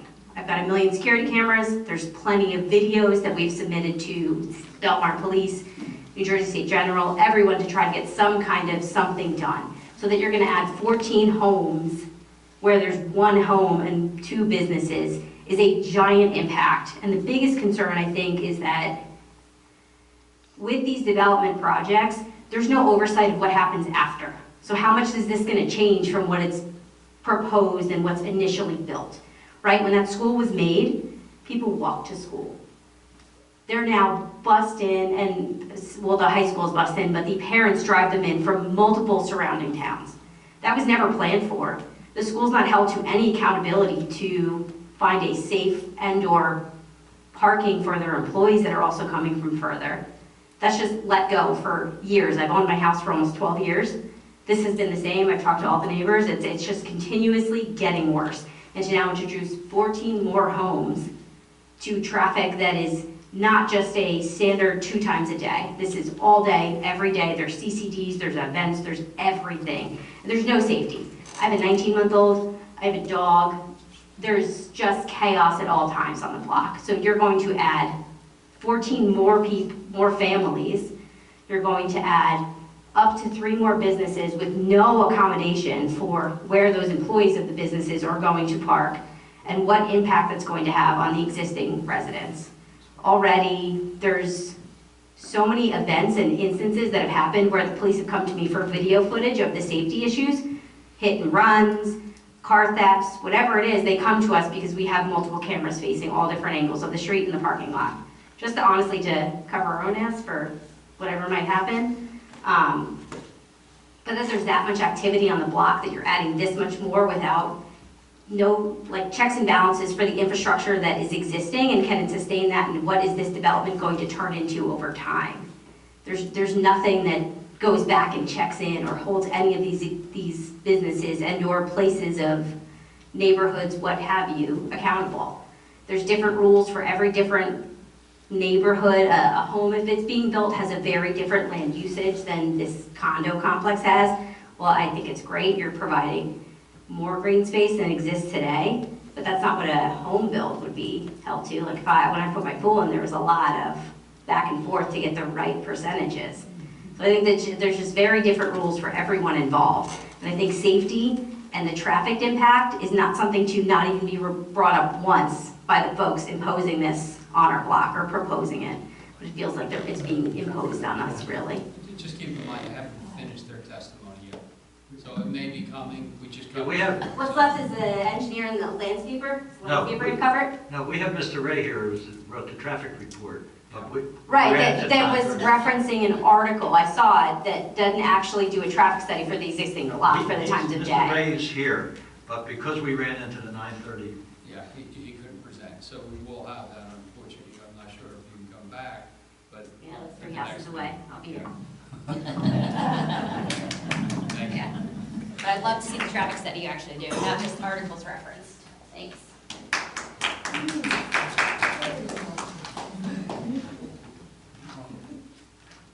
Applicants, board, my name's Dave Wolf, W-O-O-L-F. I own property at 602 6th Avenue, Belmar.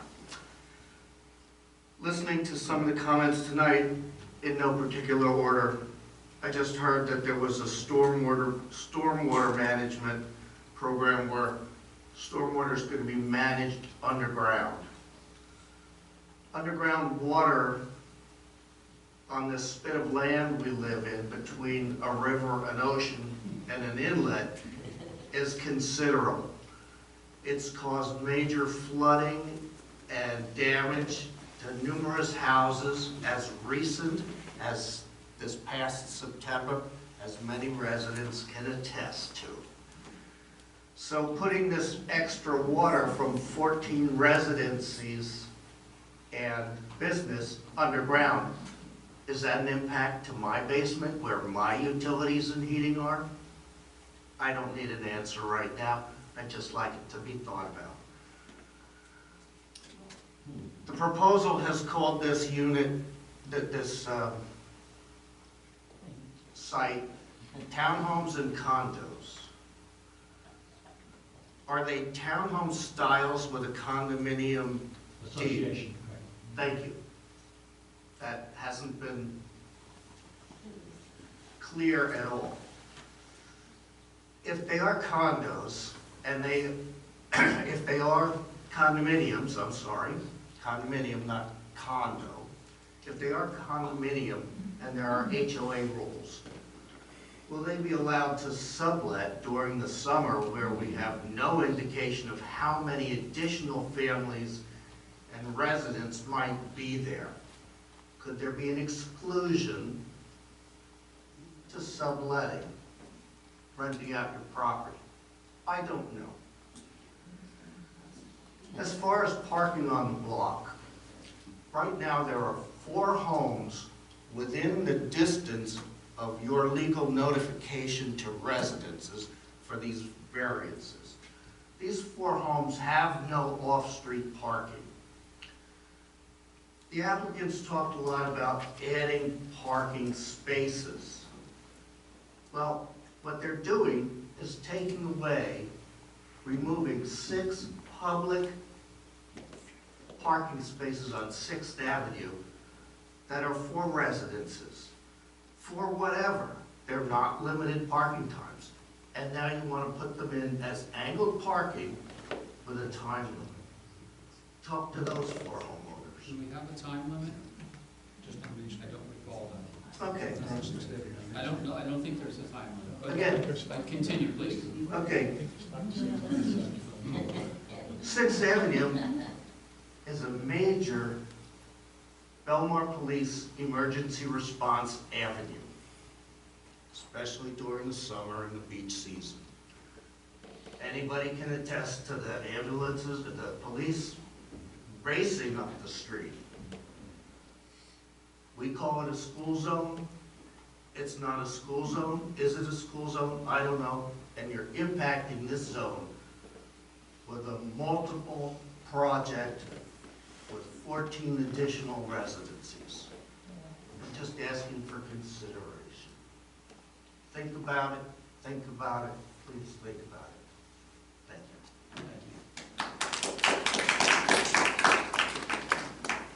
you. Anyone else from the public? Good evening. Hello, I'm Anne Marie Kerwin, Kerwin. I'm at 613 6th Avenue, right across the street. And I just would want to reiterate, if you could please take into consideration what it will do for parking on the street and traffic. Right now, it is, I strategize when I leave my house to know if I will have parking when I get back. And it will be very difficult if there's people who have garages and are not using them and are parking on the street, and I'll have nowhere to park. Also, I'm very concerned about the drainage on the block. I would want to make sure that it was adequate because we did have a lot of flooding in the basement this year. So I just wanted to let you know that this is serious concerns that we have living across the street. And thank you. Mr. Chairman, I just say one thing in regard to drainage. The public should know that not only have we submitted plans that regard, that address the drainage issue, but the public should know that the board's engineer, the town engineer, reviews those plans to make sure that he feels they're adequate and meet the regulations so that less drainage comes off the property onto the neighbors than exists now. So they should know that it's not just us, that your board engineer reviews it. Understood. And I'm not sure their comments were questioning that. Yeah. It was more about recharge and other points, but I agree with you. Anyone else from the public? All right. Go. We'll get to it.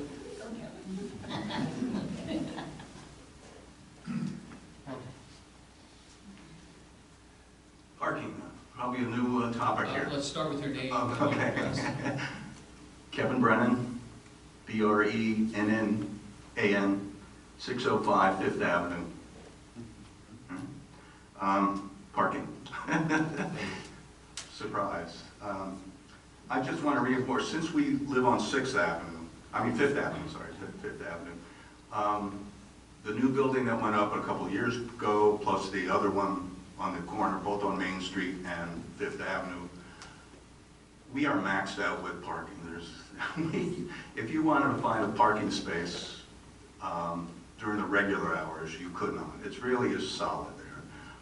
The employees of both buildings do not have their own spaces. They park on our street. So whatever that calculates out at, they do fill up that street pretty quickly between the dentist and on one side and the Jersey Mike's on the other. And then in addition to that, the parking that's along diagonal there, which were probably straight on parallel parking at one point became straight, they do have limits. 2-hour limits and 15 minutes. So you're taking away something probably had no limits, and there might have been a minor amount, but, and putting 2-hour limits probably max on that. So I just wanted to tell you that I think that's going to probably be similar to 6th Avenue there. Everything's going to get kind of pushed towards the ocean there. There'll be more parking, and enough said with that. Aesthetically, I like, you know, the architecture in that.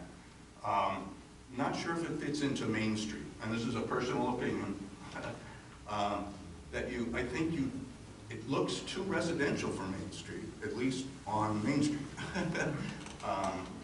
It reminds me of something that I would see someplace else, and though I like it in terms of the aesthetics, not sure if it says Main Street, nor do I, and this is a personal opinion, this is right across from our City Hall, and I think it could be more enhanced if it was more of a commercial look, at least on Main Street, and then bring into something that's more of a public space in there.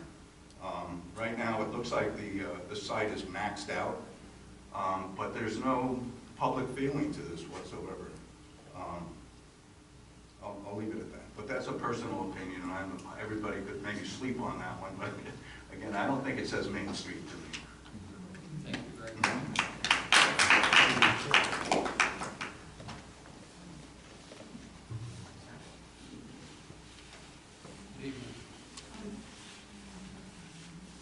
Mary Beth Macchia, 606 6th Avenue, MACCHIA. The congestion on 6th Avenue is terrible. But I also think that alleyway to turn around and go in, go out between the two buildings is a disaster. So is the diagonal parking. Main Street, 6th Avenue is closed at school hours when they're picking up, dropping off. You cannot go forward to Main Street. You have to go around the block and down. You can't go west. Yeah. I can't get into my house. I also can't get out of my driveway because of the double parking. So how are they going to get in and out? I also would like to know, who's going to pick up the garbage? Is that the city's responsibility? Well, as stated earlier, I believe that the city will pick up the garbage in the residence, and the commercial will be private. So a private garbage truck has to get in that alleyway? Yeah, I'll let the engineer speak to how they get in there. And the residents have to take their garbage out to 6th Avenue to be picked up, like I do. It's a good question. Well,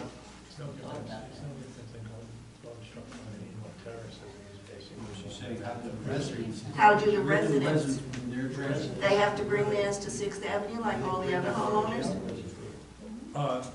There's other parts of town that have streets that are actually narrower than 24 feet, Inlet Terrace for one, and garbage trucks with a dead end will back down the street.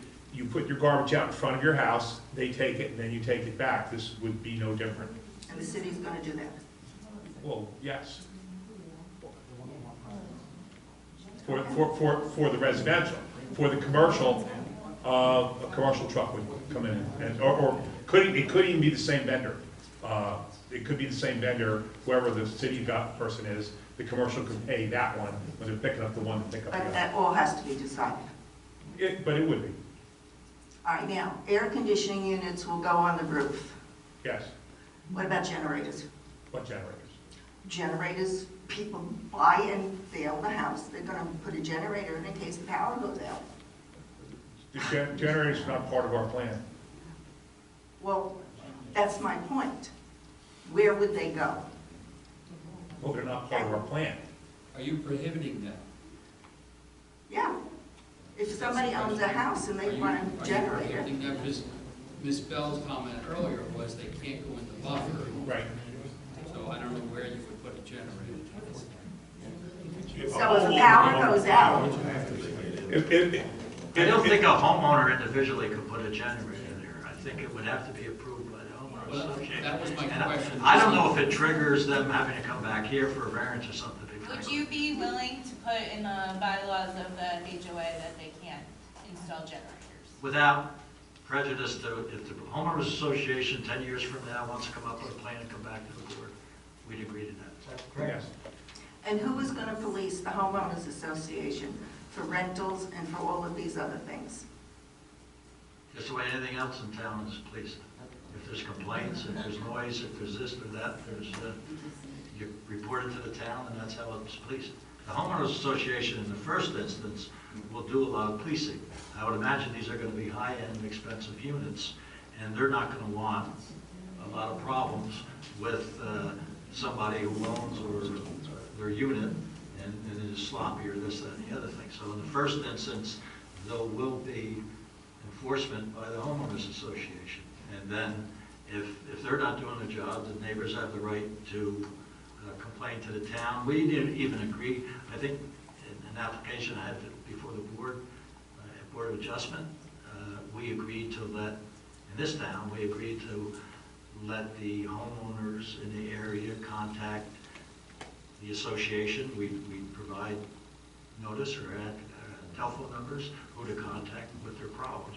We can do something like that in the homeowners association agreement. We had a homeowners association over at Westport, and that was a 55 and over community.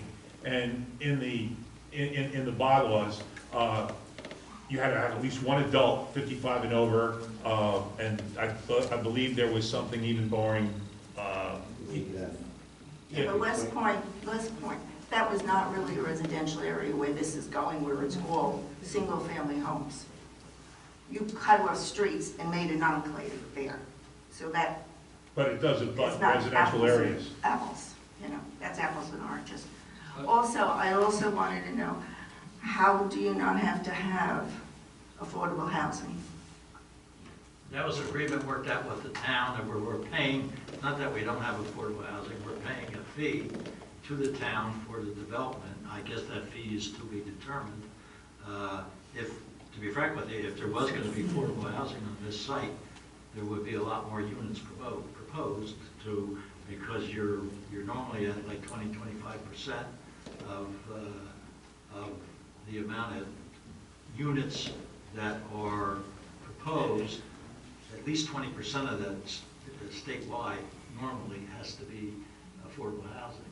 So in this particular case, rather than have affordable housing on site, the developer is making a donation to the townships, or to the borough, I'm sorry, affordable housing program. Via the state mandate fee. You don't have it, Mayor. No, I know the state is mandating it. No, we'll agree upon the state mandate fees and the developers.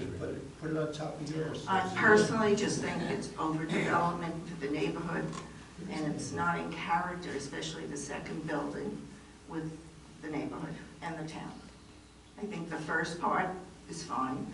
I would prefer to see individual homes behind that. They're not permitted in the Seaport redevelopment area, Why? single-family homes. Is that a fact? That's the zone, yeah. Those lots are part of the Seaport redevelopment district. I thought commercial zoning was like first lot down, but after that you could have residential. No, that lot, all the way, this lot that they have control over is all part of the Seaport redevelopment district. And when does that stop at what lot? At the end of their property where the single-family home exists. Okay. All right, thank you. Thank you.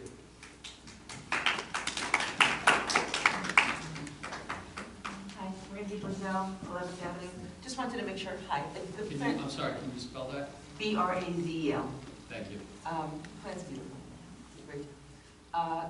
It's going to be a true condo with master documents, correct? Yes, for the homeowners.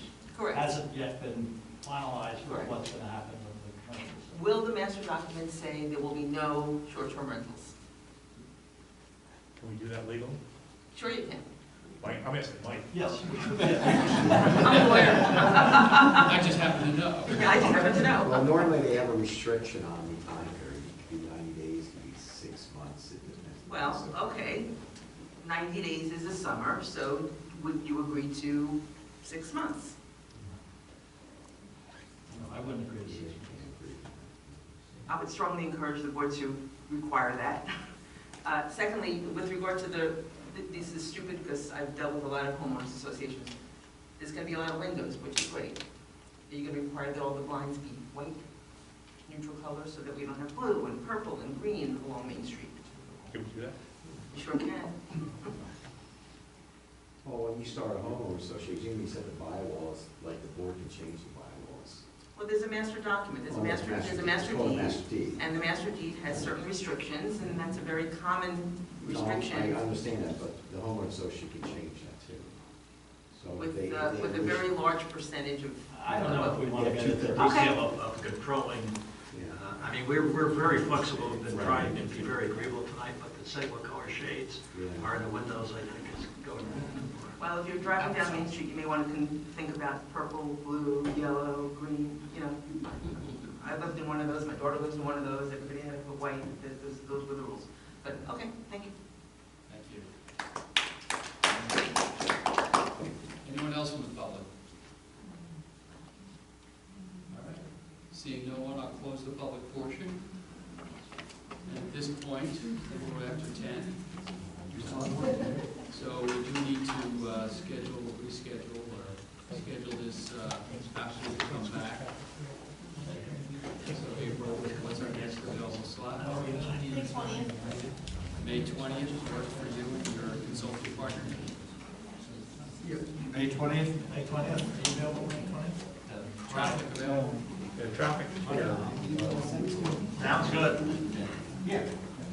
And just so you understand, this is just closed public portion for this meeting. We can come back, there's more public portion every meeting we have, and even at the end of our meeting, if you have any topic, there's a public portion. But for this evening, we're going to have a hard stop. We're going to come back on May 20th. May 20th. That means we're not going to get new notices. No new notice. Okay? May 20th, want to still be heard, want to still listen to testimony, want to hear traffic study, want to hear additional things that the applicant's doing. You're more than welcome to come back. We'll be back here May 20th, but there won't be another notice in the mail to them. Okay? Yes, sir. Where can you find the minutes of this meeting? The minutes of this meeting, this young lady to my left, generally produces those. She will send out some drafts for us to take a look at, and we will approve them at our next meeting. Okay? Will our consulting partners be available as well, May 20th? Yes. All right. Can I have a motion to close this evening's meeting? We'll waive the time limits for the record. Thank you very much. I appreciate that. Before we close the meeting, do we want to Yes. talk about those? 2 capital projects? Yeah, we just want to end this hearing. Yes. Then we can go. So we have 2 capital projects in front of us. One is the Belmar.